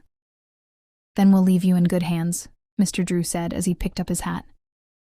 I gather that you don't care to return to River Heights with us now. Oh no, Laura said quickly, and then bit her lip and flushed. I didn't mean that the way it sounded. You don't know how I appreciate everything you've done for me. But it's just that I want to stay with my own guardian. We understand, Nancy said kindly, as she took Laura's hand in her own. I'll send your things tomorrow. But I'll see you often, shan't I? I hope so, Laura. River Heights is only 20 miles away. You must drive up often, Mr. Aborn put in. Laura thought for a moment. Promise you'll come next Sunday, she begged. You and your father must both come. I have a special reason for asking. Do, urged Mr. Aborn. All right, we'll come. After Jacob Aborn and Laura had again thanked Nancy and her father for what they had done, the two said goodbye and left the bungalow. As they stepped out on the porch, Nancy chanced to turn her eyes toward the east, and a startled expression came into her face. What's the matter now? Mr. Drew asked. The sun. It's just coming up over the lake. We've been up all night. I feel like it too, her father grumbled. Nancy Drew did not hear, for she had turned toward the east again and was observing the glory of the sunrise. It was symbolic, she told herself, not only of a new day, but of a new life for Laura Pendleton. Chapter 25. Laura's Gratitude. Nancy Drew and her father did not forget their promise to call again at Jacob Aborn's bungalow, and the following Sunday afternoon found them on the way to Melrose Lake. They started directly after a midday dinner which had been a rather silent meal. It had rained a bit during the early morning, but now the sun was shining brightly, and there was just enough breeze to make it pleasant. Nancy was driving her roadster while her father sat beside her, an unlighted cigar between his lips. Neither said a word until the town was left far behind, and they were drawing towards the country of the lakes. "What are you thinking of, Nancy?" questioned her father at last. "I was thinking of Laura and of Mr. Aborn," she replied. "I was wondering if everything is turning out all right." "It ought to, with Stumpy out of the way," answered Carson Drew. "So it would seem. But Laura is such an unusual girl, and she went through so much. I'd hate to see her break down and have a spell of sickness. Oh, joy seldom hurts anyone, Nancy. It's real sorrow that pulls a person down. I certainly hope the real Mr. Aborn proves to be all right. I think I'm a pretty good judge of character, and he looked all right to me." A little later, they passed the spot where Nancy had first met Laura during the awful storm, when the terror-stricken girl was on her way to the Drew homestead. How many things had happened since then? Then they came in sight of the bungalow. As they drove up in the blue roadster, Laura Pendleton ran from the house and greeted them enthusiastically. She was dressed in a bright blue frock and seemed happier than Nancy had ever seen her. The change was remarkable. Her eyes were bright, and her cheeks were beginning to fill out a trifle. "Oh, I'm so glad you came," Laura cried eagerly, as she led them toward the bungalow. As the two girls walked up the path arm in arm, Nancy lowered her voice. "How do you like your guardian?" she asked. "Oh, Nancy, he's the kindest man in the world. He's so good to me. I'm glad that you are happy here, Laura." And Nancy smiled. "You didn't like the bungalow at first, you know." "Oh, it wasn't the house. It was Stumpy Dowd. Everything has changed now. My guardian is planning so many wonderful things for me, but I'll tell you about that later."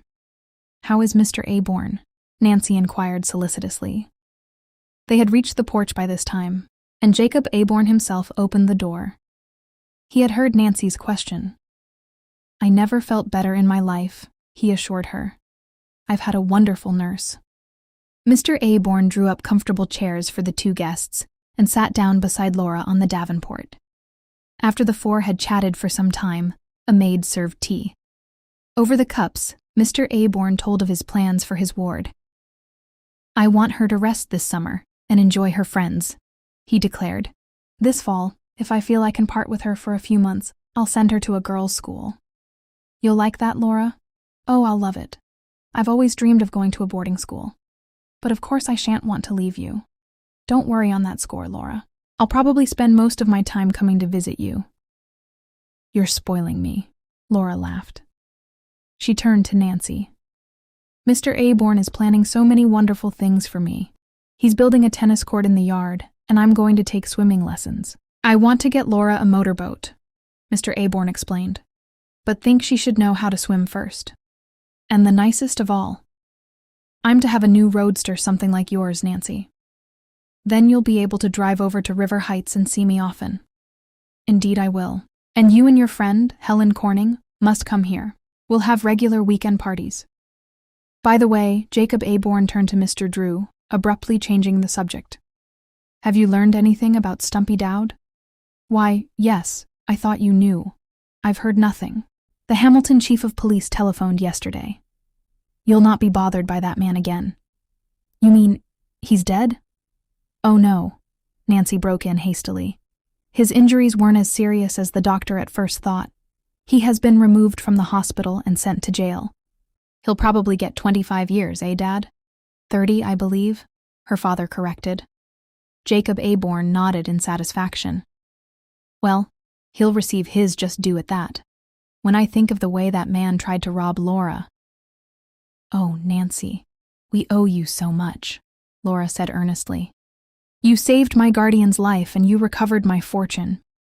I hope you haven't forgotten the night on Moon Lake when you rescued Helen and me," Nancy reminded her, with a smile. "It isn't all one-sided, you see. But you've repaid the debt threefold. Laura and I have been talking it over," Mr. Aborn said quietly. "We have been trying to think of a way to thank you." "Oh, I don't want any thanks," Nancy returned hastily. "I really enjoyed the adventure." "I can't say that I did," Mr. Aborn responded ruefully. 2 weeks in a dungeon. "Nancy, You must accept some reward for what you did, Laura insisted, returning to the original subject. Nancy shook her head stubbornly. But I have a fortune in my own name. Unless I give you money, I don't know how to reward you. My reward is to know that you are happy, Laura. It's so kind of you to say that, but I don't feel right. I don't want to hurt your feelings, Laura, but really, I can't accept a reward. My daughter has solved a number of baffling mystery cases and has made a point never to take pay for her work, Mr. Drew explained, coming to Nancy's rescue. It doesn't seem right not to give her anything. Nancy has accepted a number of souvenirs as reminders of her various adventures. Oh, I remember now, Laura cried eagerly. Helen Corning told me. I did take an old mantel clock for solving the mystery of the missing Crowley will, Nancy admitted, and I accepted a silver urn for discovering the ghost of the Turnbull mansion. Then it's only right that you accept a souvenir for solving the mystery of the deserted bungalow, will you? Well, Nancy hesitated. Say, yes. It will make me feel so much better. All right, I agree. Laura sprang from the Davenport and hurried upstairs to her room. In a few minutes she returned, bearing a tiny jewel case. It isn't half enough, she declared, handing Nancy the box. Oh, Laura, I'm afraid you've given me something expensive. She lifted the cover of the box and gazed at the contents. The jewel case contained a beautiful pendant of precious stones. Nancy gave a little exclamation of surprise and delight as she held the necklace to the light. Oh, Laura, she breathed. It's gorgeous. But of course I can't keep it. Oh, you must. Why, you promised. I said I would accept a souvenir, but I never dreamed you would give me anything so expensive. Didn't this pendant belong to your mother? Yes, but that is no reason for you to refuse to take it. She would want me to give it to you, but it's such a precious keepsake to give away. It is precious, Laura admitted quietly. But I have other pieces that Mother left me. There is no one in the world I'd rather see have it than you. If it were not precious, I would not offer it. Please take it, Nancy. Laura's expression was so earnest and pleading that Nancy Drew could not find it in her heart to refuse. After all, she had given her promise. I will keep it, she said with sudden decision, and I'll always prize it highly. After that, the conversation shifted to less personal subjects, and the afternoon passed quickly. Before Mr. Drew and his daughter departed, Laura escorted Nancy about the place, showing her the garden, the new boathouse, and the site for the tennis court. Only a week ago, I fairly hated this place, she said thoughtfully, and now I love it. A great deal has happened since that stormy night on Moon Lake when we first met, Nancy returned musingly. As I look back, it doesn't seem possible we could have packed so much adventure into one short month. No, it doesn't, but the adventures were mostly yours. I seem to have a way of getting into the thick of things, Nancy laughed. Oh, well, everything came out right, and the nicest part of all is that you have found a happy home. And wonderful friends. An understanding silence fell upon the two girls, and for several moments they stood arm in arm, looking out across the lake. Presently, as they slowly moved on again, Laura Pendleton turned to her friend with a twinkle in her eyes. You've started quite a career for yourself, Nancy. I wonder if you'll have any more adventures. Nancy gave a tired sigh. Oh, I think I've had enough to last me for the rest of my life. But in her heart, she knew she had not. The love for mystery would always be with her. And Nancy Drew's adventuring days were by no means over. It was written in the annals of the future that before many months had elapsed, she would be engrossed in a problem as puzzling as the Bungalow Mystery, a problem which would tax her mental powers and ingenuity to the limit. It is revealed in The Mystery at Lilac Inn. But for the present, Nancy Drew was not pining for excitement or adventure. The prospect of a restful summer with Laura Pendleton and Helen Corning satisfied her completely. This concludes the end of the story. Thank you for listening to Classic Audiobooks Library. To hear more free stories like this, be sure to subscribe and turn on notifications. We hope you'll join us again for more timeless stories and original works. Until next time.